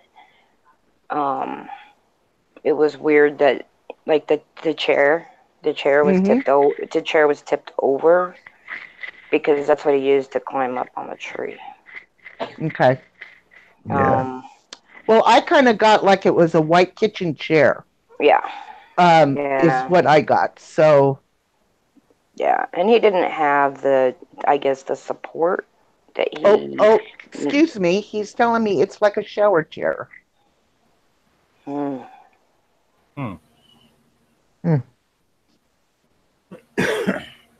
Aniki, I'm sorry for your loss of him. I am I really am. Oh, thank you, guys. Oh, my, that hurts. It's just, you know, Jackson looks at it like now he has somebody that's on, you know, with God fighting for him. Yeah. Versus he doesn't look at it like, it's almost like he has his own personal guardian angel now. Like, yeah. And that he's going to look after him and fight the fight for Jackson from that side. Right. For Jackson. Well, I'm sorry for your loss, honey, but I needed to say something to Ghost.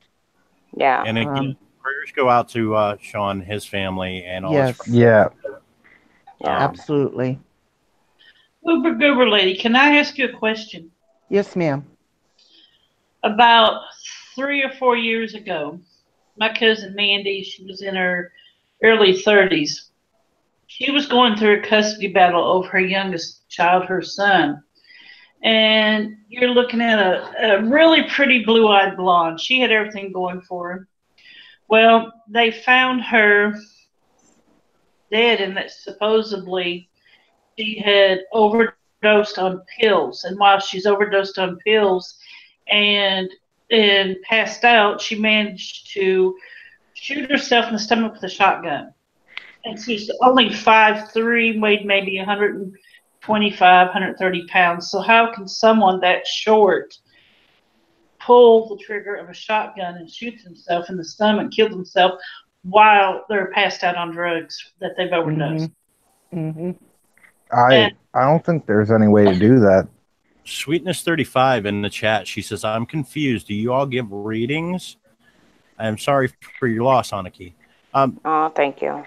Not only do we usually do readings. I mean, once in a while we'll have somebody come on that does cards or something, and they might do readings. We did that a couple weeks ago. Goober, this is kind of a newfound gift with Goober that she's been able to do this 3 times now, Goober. Right. And you know, it's a new experience for her that she wants to kind of tune those gifts. So she's sharing what she experienced with this situation with Aniki and her son, and if you know Uber wants to try to do a reading for somebody, that's up to Uber. But you know, that's like I said, this is like the 3rd time she's been able to do it, and she's been pretty well spot on all 3 times. I've seen the other 2 times she's done it. So I've been doing it for a long time, but I've never talked about it. Hi, Angel, hugs. I've never talked about it, and I took a class with my friend Paula and my other friend, and they've kind of mentored me into coming out more and being more public and being able to talk about and trust what I'm feeling when I feel these things. I can probably right now, I'm getting about right now. I did earlier with the gal Gladys. And she thought that's what her name was. And so I'm just learning, and I shouldn't say learning. I'm learning how to hone in on everything. And I'm trying to be more, what's the word? More sure of myself, I guess. I don't know what the word is. Confident. Trying to learn how to hone your skills and yeah, because I don't want to be wrong. I don't want to be wrong, but I'm more of what they call a writer, from what Paula said. So I will sit with a piece of paper, and everything that I'm feeling, I will write it down, and which is what I did with Sean. And it was spot on. Well, the reason I brought that up, and it wasn't to get a reading or anything like that, was because to me, and this is just from my experience, people that have, I don't know how you would phrase that are empathetic like I am and my daughter is. Empaths. Yes, we sense things, feel things. And you, Goober lady, have a gift. Yeah, thank you. You definitely have a gift. There's not many people that their heart and soul is opened up and they can actually feel, sense, and know things. A lot of people are very closed off, but you, honey, have a gift, and I thank God. Well, thank you very much. Sometimes I wish I didn't have it. I can tell one story. A friend of mine, and this has been a couple years ago, we're walking, I believe it was Walmart, and walking through Walmart, and actually it was longer than that. It's been about 4 years now. It was down in Texas. Yeah. And it was a couple that we always saw because I worked at the bank down there too. So we knew of them, but didn't know them. And we're walking through one day, and I just looked at him, and I said to my friend, I said, "That man is sick, Christy. That man is sick, and he's not going to live much longer." And she looked at me and she said, "You're effing nuts. Get out of here." Well, it wasn't but about a month later, we saw her walking by herself. And we asked, and he had passed away, cancer. Yeah. Oh, wow. Wow. So that's, it comes with a price. Yep. Yeah. It does, because there's times when I can look at people and I can sense something in them, and it's like their emotions just scream at me, and I just either get really overwhelmed by their anger, their pain, their frustration, their hurt, and I can tell when someone is not on the up and up, when they're deceptive or when they're lying, people have a tendency, and this is just me because I read people, but when they're lying, they look to the left. Yeah. And I watch people. I sit like on YouTube, and I watch people in their videos, and you things when it's their emotions, it can give you headaches, and it does me from time to time. Mm-hmm. Yeah. Oh yeah. Yep. You can watch all their movements, everything, and tell exactly, eh?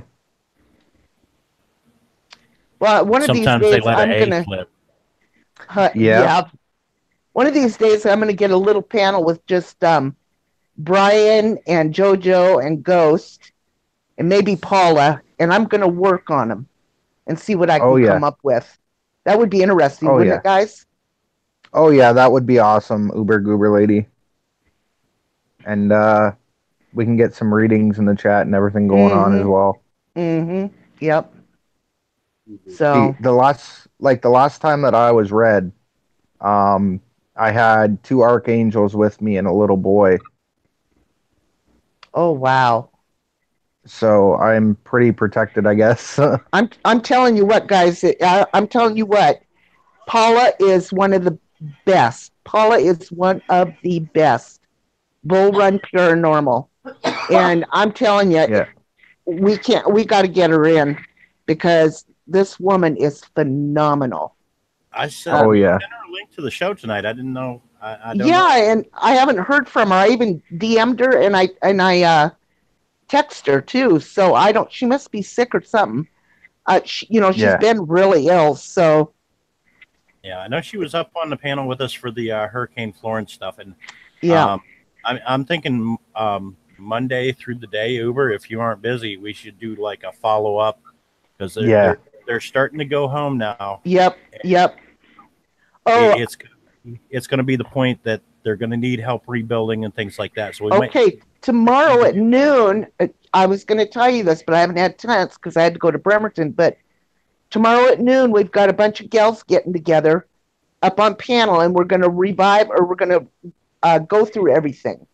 So you might want to come on at noon with us, Ghost. I'll send you a link. Do in the morning, but hopefully I'll be back here by noon. Just send me the link. If I'm able to come on, I'll come on. That'll be 3:00 your time there, kiddo. Goober, I like to watch that. I'm here in East Tennessee. I'm about 8 hours from where the hurricane hit. Oh, well, yeah. Well, come on over. Absolutely. Come on over. You send me a link to get on panel, but just so I can watch it, or send me a reminder? Well, just go ahead and sub up to me, and then I'll do a reminder because I've got a panel of people coming up tomorrow. I've been on you for a while. Oh, bless your heart. I'm glad. Thank you. Well, I've heard nothing Okay, about sorry. you. I'm back. You are an amazing person. Oh, thank you so much, Melissa. I appreciate that. Okay, we did guys. Our best this morning to help out as many people to get them out of the hurricane's path as possible. And some of the stories that have come back to us so far has been amazing. That the one kid that didn't want to leave without his neighbor, and then when they went back the other day, the neighbor's house was totally destroyed. Couldn't have done it without you, Ghost. Couldn't have done it without you, bud. Yeah, like I seen on the news while the car was getting an oil change yesterday that there were 37 killed, and like 200,000 with damage to their homes. And there's still cleanup in process. They could still find more yet. You want to hear a really sad story? Simply Coastal called me actually yesterday or the day before. And there was an older couple with their little dog, and they decided to ride it out, and the water got up to their chest. They called for help. The water got up to their chest, and the emergency services said that it would be a while before they could get to him. And the old man killed the dog, killed the wife, and then killed himself. Because the water was getting up so high. Wow. Yeah. Brian, can I ask you a question? Go ahead. Sure. I try to be respectful and courteous to everybody. I mean, it's just me. I'm old school that way. How can you tell when you have a archangel, guardian angel, or something watching over you? How can you tell that?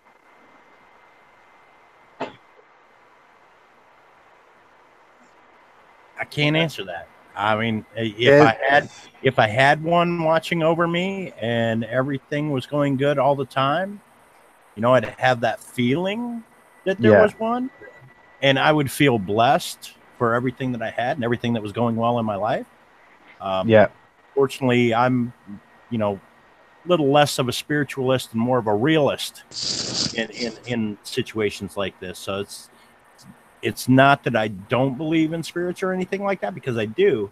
Unfortunately, for me, I tend to find explanations for most things. Now, when I can't explain something, then I have to attribute it to some paranormal instance or something like that. But you know, if I can't figure out what is going on, then there's something going on. You know what I mean? Yeah.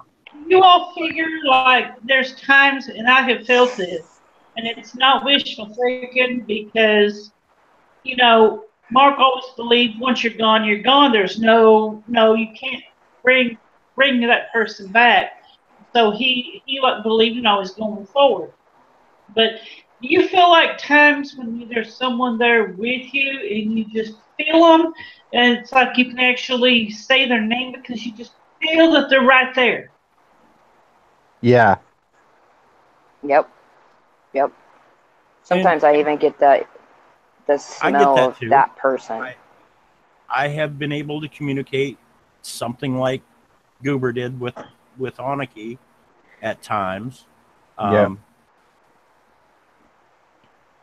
But in the ghost hunt situation, okay, let's say that the reports are, you know, doors open and close on their own and things like that. If there's any scientific way to explain that phenomenon happening, I got to discredit it. But if there is no way to explain that phenomenon as happening, then I have to believe that there's something paranormal going on there. You know what I mean? Mm-hmm. Yeah. I asked that because my grandfather's half Cherokee Indian. My ex-husband's full-blood Cherokee Indian. And we believe, like, when we was living in Oklahoma, a lot of Native Americans will take and hang a bundle of sage over their door, and they will put it over their back door. Mm-hmm. They take and get an unglazed bowl, it's called smudging, and take sweetgrass, cedar, and sage and burn it. Now, sage is believe it or not, and Native Americans tell you, sage is kind of a natural relaxant. It does help to relax people, but it also wards off negativity, and the sweetgrass and cedar helps.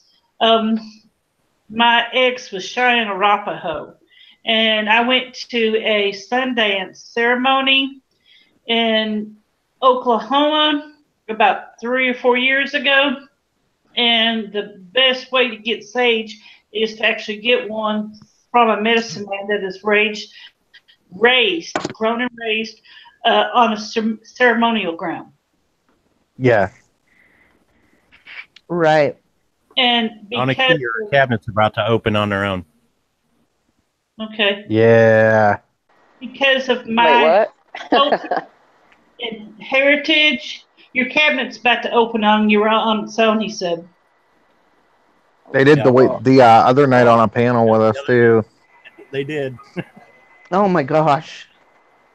Yeah. Because of being Native American and the beliefs that I was raised with, there's questions and answers and things that I have sought and tried about things that we can't see. Spiritualism. You know, you can take black salt and put it in the four corners of your house inside the wall, and it wards off negativity. And you can also take a St. Christopher coin and put it on the four corners of your property in the ground, and it wards off negativity. There's a lot of things I've been learning. But like we sage too. Well, when you sage, you should smudge, which is the combination of the three, because they all go together. Hey, listen, guys, I'm going to get off of here and just watch in the chat. I just got in the door when I got on. But no problem, Uber. I will talk to y'all later. Brian, I love you. I love you too, and Uber. JoJo. I thank you so much, everybody. And I want you to have a great evening. Thank you. All right, everybody. Big hugs and love. You too, Uber. Okay, honey. Much love. Bye-bye. Bye. Bye, sweetie. You know, if Aniki's cabinet's open again like they did the other night. Yeah. Then we're on to something, right? Yeah, that was crazy. Yeah, like when you turned the camera around and showed me that, I saw that, I was like, wow. Like now, they were wide open the too. They open the same way, right? Like every other one opens one way, and then the other opposite ones open the other way. So the one in the middle was even open. Nice. So I'm like, oh. Okay. Yeah. I'm telling you, you need to go on Wish and get you a security camera set up. Set them up inside the house and point them like toward the cabinets in the kitchen. Try to capture that stuff. Yeah. Put those videos up. Yeah. Real. If you all ever come this way, let me know and I can make arrangements and get you a place to stay while you're here. If you guys ever want to come to Gatlinburg and hit Dollywood and spend the weekend or the week going through the Cherokee reservation up here, just let me know. Actually, next summer, I think we're supposed to go down to Pigeon Forge for a week. Well, you let me know, okay, before you head to come, and I'll see what I can do, and I'll even cook dinner for you. Awesome. Go down there to a cabin for a week. Hey, Blaze Paranormal, what is up? Well, you're only going to be an hour for me, Ghost. So there's no reason why we can't. I can't meet up with you somewhere, and we can head up to Gatlinburg and up to Cherokee. Yeah. It's beautiful up here in the mountains. It is, but you have to watch these roads. They're like this. Oh, I know. I live in the Ohio Valley.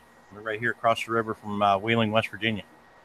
Oh, okay. I lived in Ohio for about 2 or 3 years as a kid. I've got nothing that lives in Ohio. Lucas, Ohio. Yep. It's a lot of fun. I'm trying to think of where that was in Ohio. Cleveland?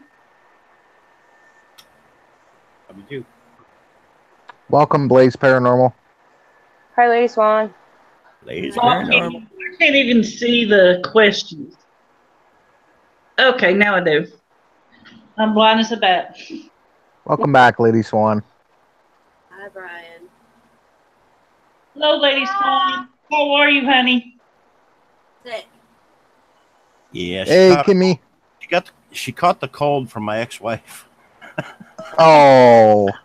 I came inside the head over that one. Yeah. We went nailed over that one on the head with the hammer. Yeah, we went over to their house last weekend and was over there for a cookout, and she still had the cold, and now Heather's got it. Yeah. Mama Rock is really bad sick. I've been worrying over her. She's got a really bad upper respiratory infection, and she's been in bed for 2 or 3 days.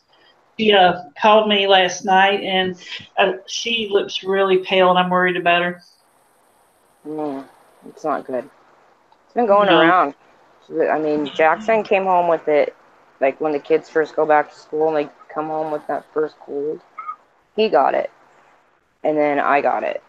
And mine, like, I swear I got it, and the next day I woke up and it was pneumonia. Muggsy. So. I know you're drinking.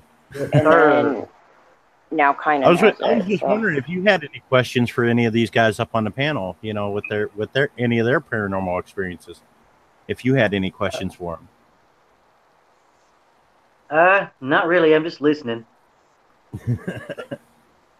Okay, I was just checking with you. I thought maybe you had some questions or something, maybe.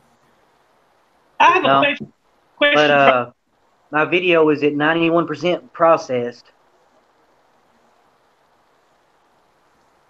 I have a question for all of you. If you all could go to one place that was reputed to be haunted in the South, where would it be? Gettysburg.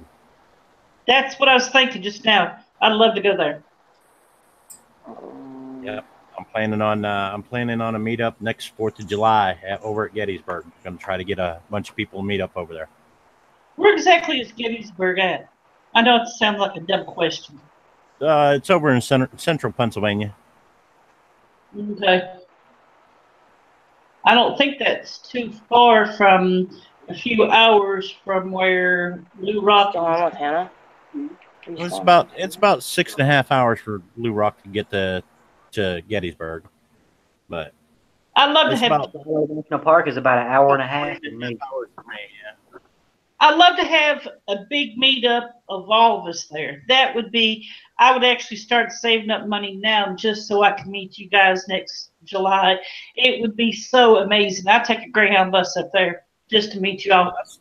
That's what we're trying to work on, getting the idea out there a little bit to some other, paranormal groups and things like that to do something over at Gettysburg. And 4th of July weekend is actually the anniversary of Gettysburg. The Battle of Gettysburg. It is. I'll start saving my money up so I can take a Greyhound bus up there and meet you all. I just got to find out the name of a motel so I can plan ahead and rent that motel, make a reservation. Oh yeah. Yeah, there's hotels, there's campgrounds. There's actually campgrounds where you can camp on old battlegrounds. But a lot of the battlefields are national parks, so you can't go in there after midnight without special permission. Yeah. But there's a lot of like bed and breakfasts that are haunted in that area that were old military hospitals during the Civil War, things like that. Okay. There's a lot of places over that way. I heard they had a lot of military drop on the property as well during the war times. Oh yeah. I received a phone call from a woman that I talked to yesterday on YouTube.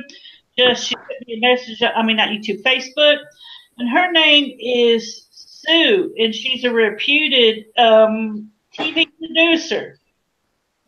And she tried to get a hold of me. She got a hold of actually and set up an appointment today with HSFL Paranormal, with Heather and with Patty, and I think she's trying to get a hold of Lou.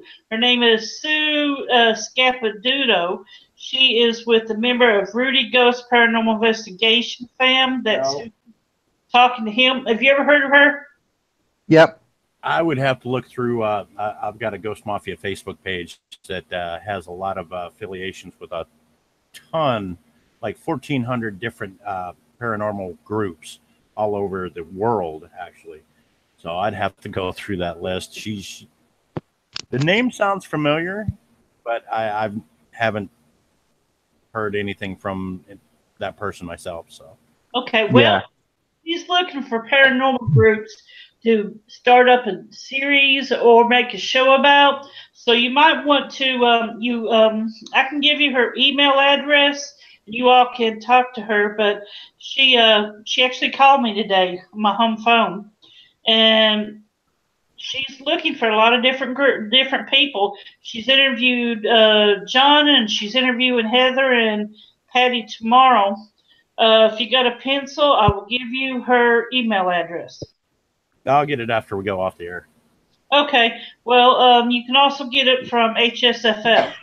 He'll give it to you. Yeah, I can get it from HSFL. He's in the chat now, so. Yeah, but yeah, that I believe. I'm trying. She asked me why I was sending people to her, introducing people to her, and I said because you all have talent. You all are given a gift from God. You have a calling, and I would like to encourage all my fellow YouTubers that are in their paranormal field to take what talents they have and expand them. And this is my way of helping you all to get a chance to get up ahead, to get one foot in the door. Oh yeah. Thanks, Melissa. Hey, I do. I love you guys. You're family to me. And I want to do what I can. She's the real deal. I believe that she's on the up and up. She was from New York. She lives in California. But they're interviewing a lot of different people. hey, And could go you ahead. tell some of the viewers some of the stuff that goes on in the place that you live in right now? Oh, some of the things that have happened. Oh yeah. There's been so many. Oh my God. I mean, I can't even really remember when it started because I think it was more than just this apartment. I think they've always followed us. Yeah. Or, as everybody else likes to put it, they're following me, and my kids are like a consolation prize type thing. You know what I mean? Because it seems to pick on them. And like Jackson has been sleeping and sound asleep, and all of a sudden he goes flying out of the bed, and he jumps up and gets back in bed and says something yanked him from his arm out of bed. Wow. And for a little kid, that's got to be like terrifying. And it scratched him from like the base of his neck, straight down to where his butt crack starts, like, and there was always 3. He's gotten scratches on his neck, like, and kind of the same thing. Kind of was taking a shower not like a week ago, maybe, and all of a sudden he takes the shower curtain, opens it, and on the foggy mirror, there's like 3, like he saw it happening, like it just went, down the mirror, like little tiny fingers, like dragging down the mirror. And all I saw was this like blur of this butt ass kid run by and into his room and slams the door. And I'm like, what in the frick just happened? And it scares them. The cupboard doors opening and shutting. The refrigerator will open on its own. She's had the front door open when it was locked. Yep. She's had the whole house closed up, and the curtains will start blowing even though the window's closed. Things like that. Things fly off of shelves at her. Yep. Like all kinds of stuff. And I know that she's had people come in and bless her apartment and things like that, but the thing with that is it's an apartment complex, and I don't know how many apartments in her specific building, but they're all connected by this building. So to bless just a quarter of the building doesn't really get rid of what's there.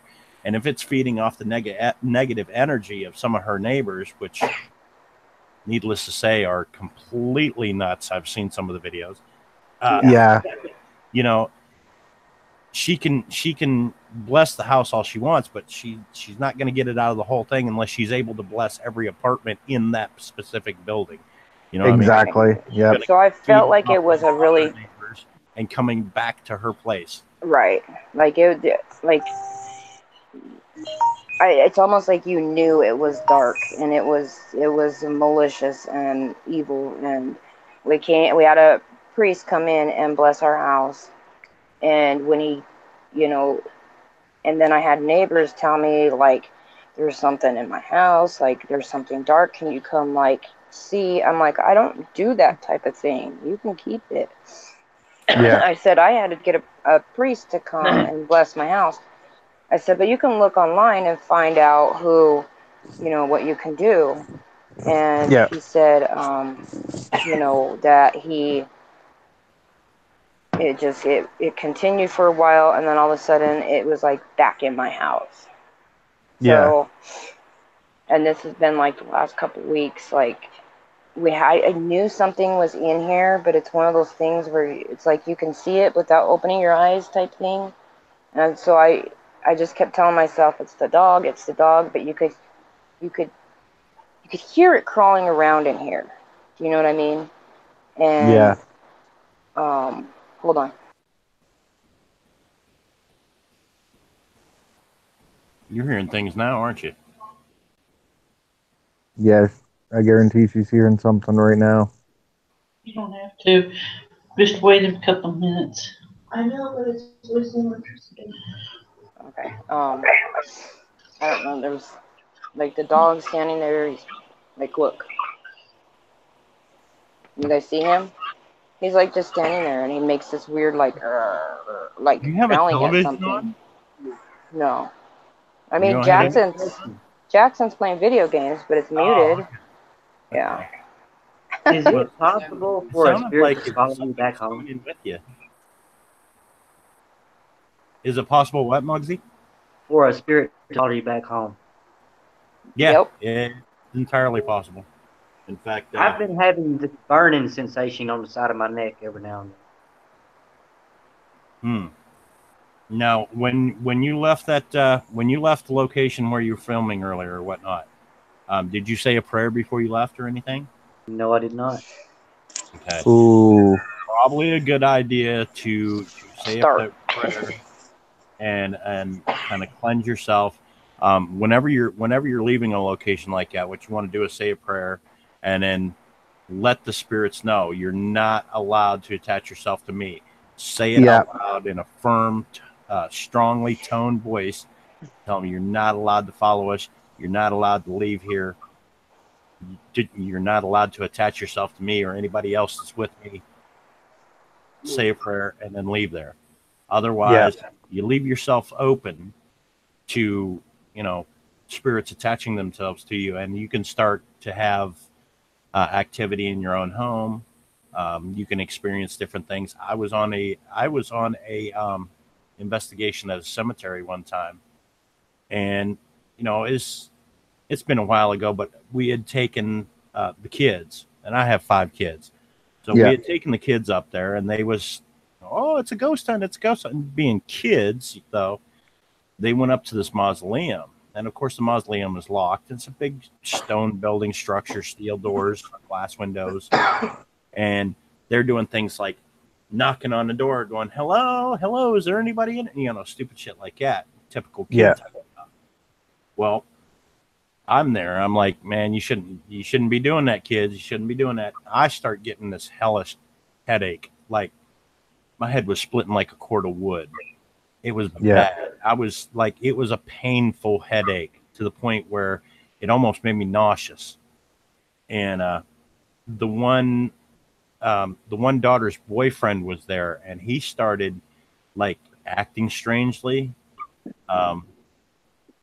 saying weird things, and I grabbed him, I took him back to the van and everything, and I put a crucifix on his neck. It actually burned his skin, and he puked. And after he threw up, he was fine. But yeah, you could see where the crucifix burned his skin when I put it on him. Wow. And after I left the cemetery, my headache was gone. Yeah, like there is a lot of stuff that actually comes through with paranormal and that, like demonics. When you go messing with things that you don't know about, so to speak, bad things can happen if you don't protect yourself. You want the Lord's Prayer with you. You want the St. Michael's Prayer with you. You want to take crucifixes and things like that. If you're a believer, obviously, if your belief or your faith isn't that strong, then a crucifix isn't going to help you out that much. But exactly, if you believe in God and your faith is strong, that crucifix can be your best friend. Yeah. I agree. I've actually watched paranormal shows, 1 or 2, and they actually give me a headache when I watched them. And it's just some things I will not have anything to do with, like Ouija boards or anything that's really negative that can attach itself to you. And I've never touched a Ouija board either. Never will. If I go to a place that I think is haunted, I always pray. I mean, we lived behind a house in Tahlequah that had been there for like the mid-1800s, and 2 teachers that were Cherokee had went to the seminary college there when they were children, and it was for the Native American students, had actually lived in that house, and the top ceiling was falling through. Yep. And My daughter swears up and down she's seen a little girl in an old dress, a white dress, standing at the window looking out. And there was no way there was anyone up there because there was no floors between the first floor and the second floor because they'd all fallen through. And then about 3 or 4 months later, the transit bus driver come to get us and take us to my doctor's appointment, asked if someone was up in there. And I said, no, why? She said, I just seen a little girl in the window. And so I avoided that house because if you went into that house, you could sense something was there. And so I always try to pray before and after. Yeah. That's something similar to what happened to Brian and JoJo on their last investigation as well. Yeah, we had... Tell us a little bit about that, Brian. Well, we investigated the Dundurn Castle in Hamilton. Really highly known haunted location in Ontario. We did the investigation, everything outside. We couldn't go inside, but we captured quite a bit of footage on there. JoJo, when we were walking through, about, I'd say, 20 minutes into that?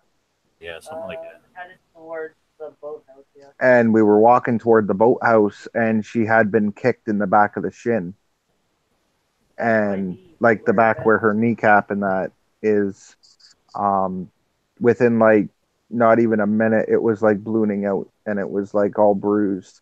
Oh, I was talking more about like the person that looked like they was peeking out the upstairs window, whether yes, up there. Yeah, that was the sister. She was the sister to the actual Prime Minister's wife. There was there's a lot of issues, like people that go and visit there, people that work there have problems seeing her. She haunts like every single floor in that place. And we were outside, and we'd always turn to look at the windows, look in them and that. And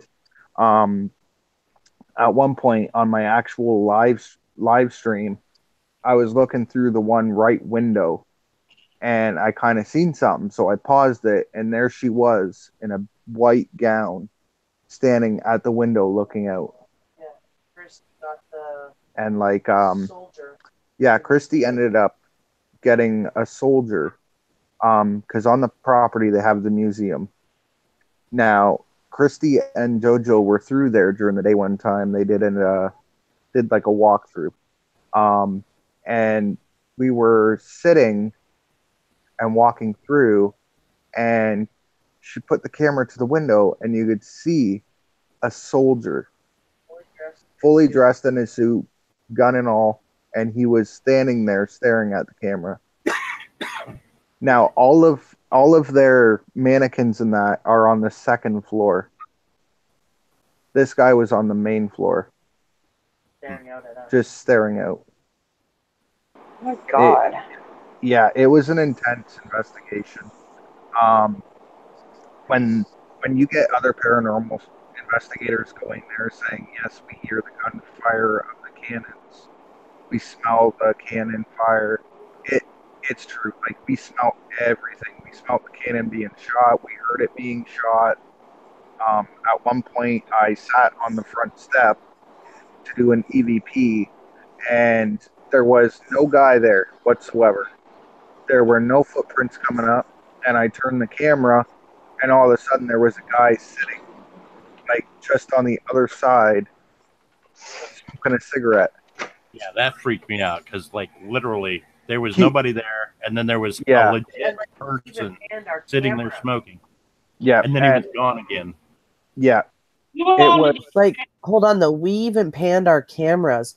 You can actually see it in my footage, Brian's footage, and Christy's. We panned our cameras and nobody was there. But then all of a sudden Christy comes running down the stairs and there's a guy sitting there smoking a smoke. I go to walk past, I'm like, holy shit, there's a guy there. So I said hi. He never even acknowledged us, not even one bit. And all the walkways around that building are gravel. So if someone's going to walk up or ride a bike or anything like that, you're going to hear it. We didn't hear nothing. There were no footprints of him walking up, nothing. And the thing is, when we turned around, he was gone. Yeah, we turned back around, and he was vanished. And literally, he was like looking at me. He was that like visible. He was smoking a cigarette just sitting there. And it happened, like, he appeared shortly after, like, if you watch Brian's video, is it in your, well, you'll hear it in the video when he does the live stream. There's a part where I actually tell him, me and Christy are like, someone just knocked on the door behind you, and it was the giant entrance way, and it sounded like someone had knocked on the door. And it was about, maybe, I'd say a couple seconds after that, Christy goes up behind Brian, and all of a sudden there's someone there. She's like, there's a guy there, and it scared all of us. Scared the crap right out of her. Like, you just hear this bang on the door, and then there's all of a sudden a guy there. Like, full-blown dude, you know, like smoking a cigarette. We said hi to him. He took a puff and just kind of stared at us. He didn't say nothing. And then, like, that was like 2 seconds, and we turned around, and he's gone just like that. Just or, vanished. like, coming back from the museum, heading back towards the stables, on our way out, like, we were crossing what would have been the battlefield.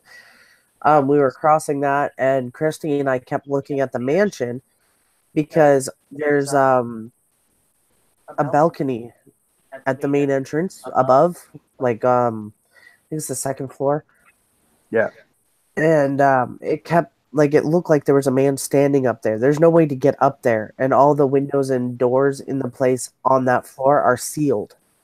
You, like, when we walk through, they even tell you in, like, the regular walk through, the tourist stuff, that it's sealed. So nobody, or like nobody's kids or anybody can wander off and go out on the balcony or anything like that. But it was weird because there was a man standing on the freaking balcony. And then over by the stables, you could see a white mist of a apparition just leaning in between the two stable doors. And as we got closer, it was gone. Just vanished right off camera. Just gone. Muggsy, you okay over there, God. brother? I'm fine. All right. Yeah, like Aniki, your neck or any of that? You're close to Hamilton, aren't you? No. Oh no, you're in the States, aren't you? I said silent prayer. I'm fine, man. All right. Just checking. Have any of you all ever checked out Jellicoe Dam? Nope. Can't say that I've ever heard. Warn the people that created the Jellicoe Dam that it was Native American Cherokee land, and if they ever built on it, it would be cursed.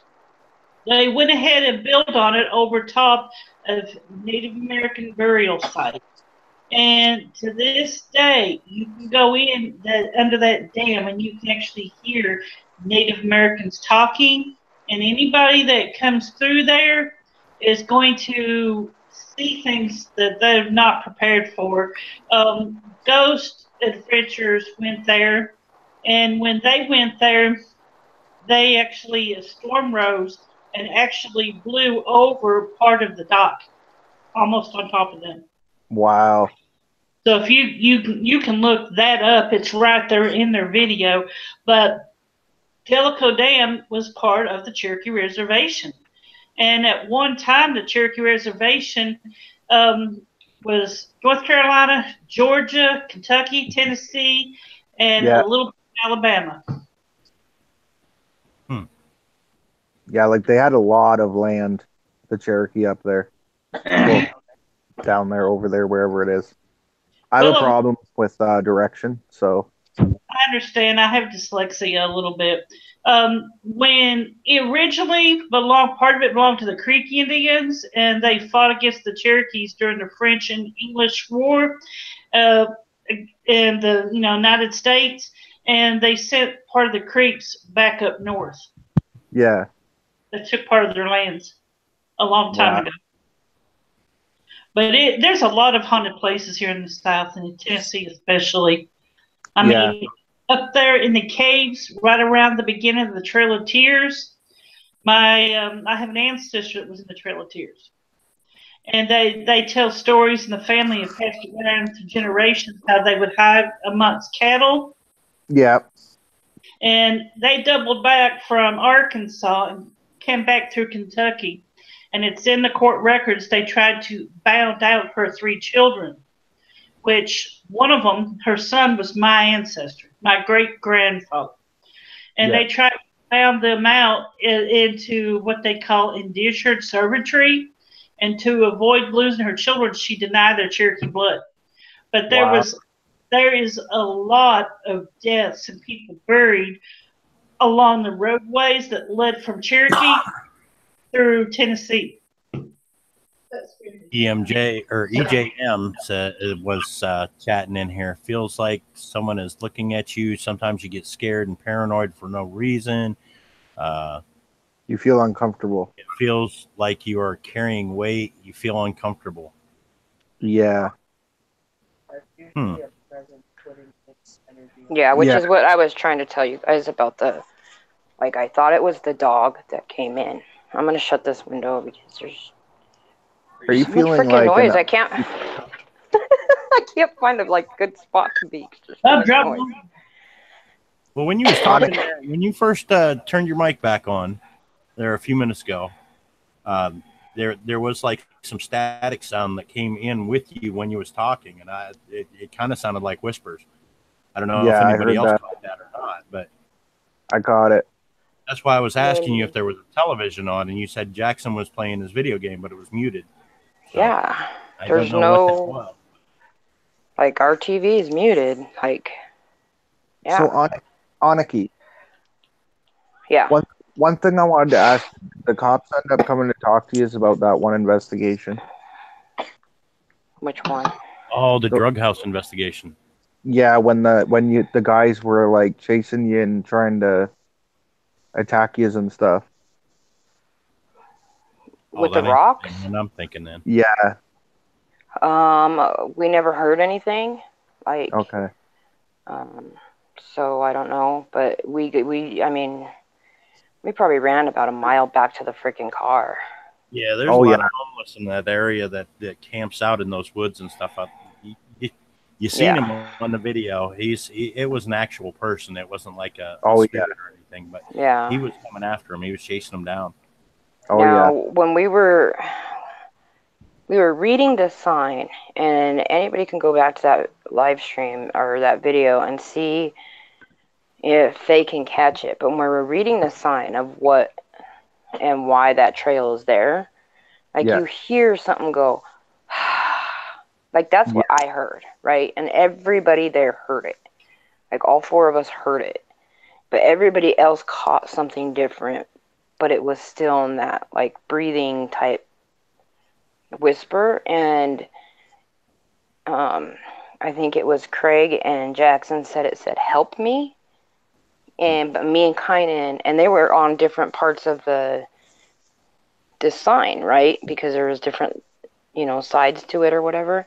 Yeah. And everybody else caught something different. Me and Jackson heard breathing, and the other 2 heard help me.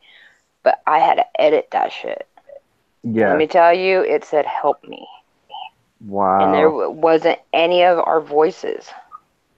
Like same video, like now when I watched, and that's when we got chased. That same video. Just before they started chucking them rocks at you, you hear a sound, but I think the sound that I heard was like, I think they threw a couple rocks at you and didn't hit anybody at first, and they was hitting the weeds around you, and that's what I was hearing. Yeah. But that's when you first realized that you had rocks being chucked at you, and then you guys all took off, and Craig ended up getting hit.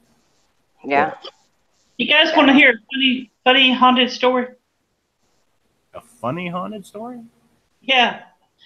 My younger brother and his fiance were Civil War reenactors, and they went to different places. Well, they went to Gettysburg, and I believe it's where they were at. There was a railroad track through there, and it was real late at night, so they decided to walk through the railroad tracks and just to be alone and talk. They walked up to this truck that was sitting there, and apparently there was a young couple making out in that truck. And he said he looked over at the truck, and the guy that was driving the truck yells, bleep, bleep, bleep, bleep words, and said, "Oh my God, look." And the girl looked, and they thought they were, my brother and his fiance were ghosts. and they took Alder flying in that truck. And to this day, he laughs about it because the young kids actually thought they seen ghosts. Yeah.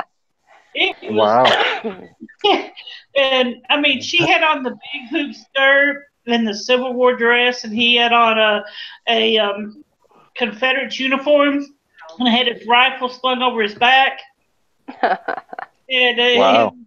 yeah, it's to this day. He said you ought to see their faces. He still remembers their faces. They turned deathly pale. I mean, really white, and is like they actually believe they seen ghosts. So to this day they're telling everybody about their ghost story. Oh yeah.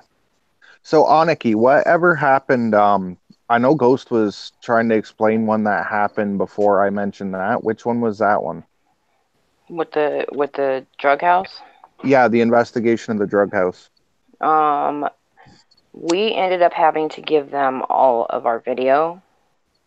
Yeah. Like, but I had already saved all my video before I, gave it to them. Yeah. Because it was, do we tell them we trespassed it and went in there and what we found? Because there was a dead body in there. Oh, wow. And, I talked to Ghost, I talked to a few, and everybody said just, you need to call the cops. You need to let them know. And, so we did. They made us turn over all the video clips. And cops never found the body, though, did they? No. No. And there was 100% a dead body in there. And probably about $60,000 worth of drugs. Yeah, it was a hash house. They were making hash. Yeah. And so they, didn't find a dead body, so they said we could release the video. Mm-hmm. So in that case, was it like spiritual? Like were they coming back to their job or whatever they were doing and then disappearing? Right, I don't know. The thing with that, Brian, is they were there once before. Okay, they went to this abandoned house once before, and there was a homeless guy living in it. And the homeless guy actually came out and talked to them. Yeah. In fact, when they went back to do this video, they brought him food. They knew the guy on a first name basis at this point. And he was a relative of somebody that actually had owned the house. So it wasn't like he was, he was homeless, but, it was a house that a relative of his owned. And it was abandoned. Okay. And he was staying there, And that whole time he kept telling us, he kept wanting us to go downstairs. And he kept wanting us to go downstairs. And we're like, no, it's okay. That's where you're staying, whatever. Like, no, that's okay. And Craig told me later that he thought that there was somebody else there. And he wanted us to go down there and either we were going to get robbed. We didn't know. Yeah. They could have had guns or something, right? Yeah. But I think you guys did the safe thing. When they went back to the house, they brought the guy food and everything, but the guy could not be found. And the only thing we could speculate is maybe it was his body. Yeah. And somebody had done him in and was using the abandoned property as a hash house, which was going on as far as the video and everything you see. Like they had hash going all over the place. Yeah, and the only place it wasn't was downstairs. So the odor downstairs was like rotting chicken in the smell. Like so that smell. And almost like a demonic. Yeah, I don't know if it was from the dead body. I don't know, but it was it stunk so bad in there, and then I felt trapped because I kept feeling like somebody was walking up behind me. Yeah. And there was glass all over the stairs, so if anybody would have walked down there, we would have known. I would have known. But I still felt that presence of somebody was right there. Yeah. And from that last time we were there, Craig was having reoccurring nightmares, like of a family being murdered in that house. Oh, wow. Yeah. So, it was, I can't confirm nor deny that, but... Yeah, we haven't been back because that is just, It was too much for me because I felt Craig was in my way, right, to run one direction, but I felt like there was something behind me in the other direction. And literally, So they didn't do any more trapped. explanations for like, or yeah, explorations for like 2 months after that. It wasn't until she got to meet up with Omar that she did another exploration video. Yeah. Yeah. Now, was that place or a different place? No, they went to a different place. Yeah. It was a children's asylum, wasn't it? That you and Omar were at. Yeah, I heard that place was pretty bad. Like there were a lot of murders in that place. Oh, the Ridge Home? Yeah. Yeah. Yeah. It was bad. It's bad. Yeah, like when I watched the documentary, I was like crying. I was like, no way. Yeah. You know, like it was horrible. And then I look at all the investigations and that, and it's like the kids are still playing, they're still running around. Yeah, you can hear them. Yeah, like so I can hear things that like spirits, and I didn't never used to be, but we went to a trail that was near, like right next to a cemetery. Yeah. And there was a huge tree down, but this tree was like, it was hollowed out, right? So I said, "Oh my God, look at that tree!" And I heard, "Yeah." And I was like, "Wow." Kynan is a little bit behind me, and Craig and Jackson are way up the trail. Now this sounded like it happened like right there, by that tree. So I was like, "There's somebody like fucking around, you know." And I made them come back, and Craig looked all over. There was nobody there. Wow. And from that point, I can hear them now. But I can hear them where it's like, sounds like a busy restaurant. Yeah. And it's like, you can pinpoint it, but you really have to really pay attention. Unless it's right here. Yeah. So, I mean, I don't like that, though. You know what I mean? Like, and that kind of, it spooks me because I know if we go somewhere, I'm going to hear it. And that children's asylum, you can hear the little kids laughing and crying and... Yeah. Like when I watched one of the paranormal investigators go through there, he had video footage of a little kid, like an apparition of a kid like moving a ball and giggling and laughing, and it was just really creepy. Yeah. Like, because even doing investigations, like you never know what a kid's gonna turn into or what the kid's gonna become of. Yeah. You know, Mama Wolf's in the house. Yeah. And Mom Wolf. Like, it's just, I always worry about kids. I'm doing this by phone. Okay. But I've had things definitely follow us home. Definitely 100%. And that's us praying before we go into a place and coming out of a place. Oh, yeah. And like that night that I heard that somebody said, that it was, I believe it came home with us. Yeah. We're going to start to wind this up a little bit. I know we got we need to re-announce like the 50-50 and things like that before we get off here and stuff. Yeah. Want to take this opportunity to thank everybody in the chat for coming and everybody that we've had up on the panel. Melissa Faith, Mug Z, Aniki, Goober Lady. Thanks for being a part of the show tonight. You guys. Oh, yeah. Excellent story. Yeah, thank you guys. And, and everybody that came into the chat tonight, we was up there 25, 30 people in the chat at one time. Yeah. It's been a wonderful show, and we want to keep this momentum going. Just getting back off a 2-week hiatus. Yeah. Illnesses and how's your dad or your grandpa doing there, Brian? I have no idea. I haven't heard any update, but as soon as that was one of the reasons is Brian's grandfather had a heart attack. Yeah. Why we canceled the show. Sorry to hear that. We didn't put it out there publicly at the time, but he is doing better as far as we know now. That last report we had, he was doing better. So prayers go out to him and the families. And for sure. And again, the 50-50 drawing that we're going to be doing on Tuesday. You guys want to go over to JoJo Walker's channel and check that out on Tuesday. Again, it's like $3 an entry. You can enter more than once. You pay it into the PayPal. All we ask is that you, in the notation, put in your YouTube screen name. Yep. Instead of you know, because if you don't want your real name read out at the end of the stream for the winner, yeah, you know, all those names, all those entries will be loaded into a random name generator, and the winner will be picked from there at the end of the stream, and we can transfer it straight into your PayPal. So the more people we get to come to the stream, the larger the pot can get. Yeah. Also, I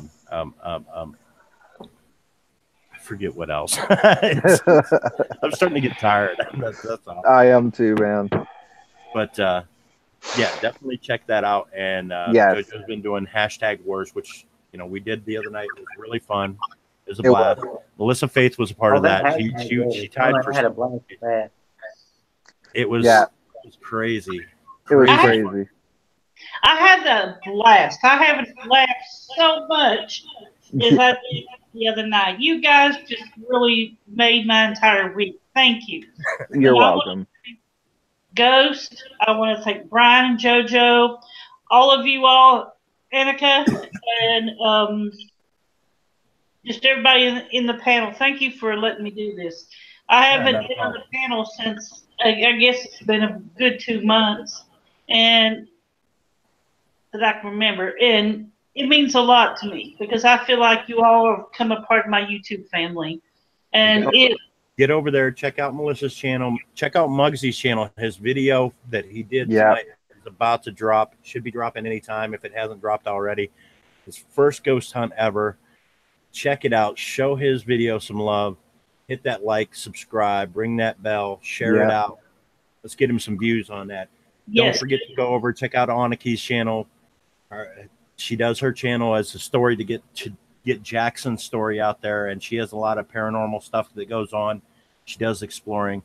Check out her channel, sub it up, love it up, hit that bell, share, like, repeat, all that good stuff. Yeah, if you can check out Zodiac Angel. She's got 101 subs on there, and she really needs all support she can get. Absolutely. Yeah. Okay, guys. I want to thank everybody for coming tonight, and I'm trying to think. I know Angel's going live on Saturday. I don't know when Aniki's going live again. Brian, are you going live this weekend, any? Might tomorrow. Okay. Just out of curiosity. I think JoJo might be hijacking my stream at some time tomorrow. I'm not sure yet, but she's threatening it. Yeah. And you know, when we hijack each other's streams, it's literally that person is in control of everything. So it gets crazy. You never know what's going to happen. Yeah. But all right, guys. I want to thank everybody that has come. Especially, you know, Muggs, thanks for coming up, man, and sharing your experience. That was great. You know, and Melissa Faith, thanks for coming on. Oh yeah, and check out Brian's new merch, and I got new merch. You guys can click the links; they're in the chat or from our home pages. But, we've got them in our inboxes. But anyway, guys, thank you guys for all coming on. Aniki, thanks for coming up on panel and streaming. Yeah, thank you. Thank you for having me. Yeah, you're welcome. Thanks for verifying all that in person to Goober. Because that whole situation there between you two, you guys had like never actually interacted face to face, and to bring you guys together and to be able to verify that information for Sean and his family and you know, kind of bring a little bit of closure to it, so to speak. And to do it, you know, I did my best to try to do it tastefully. I didn't want to disrespect anybody or the situation. And again, prayers go out to his family and friends for their loss. Yeah, thank you. So I'll end this, guys. With this being said, much love, and we'll be live again. And thanks for coming to Every Voice Paranormal Stories. And next week, have a great week on my channel. Stay safe. Have a good week and stay safe, guys. Later. Love y'all. Bye. Peace. Bye.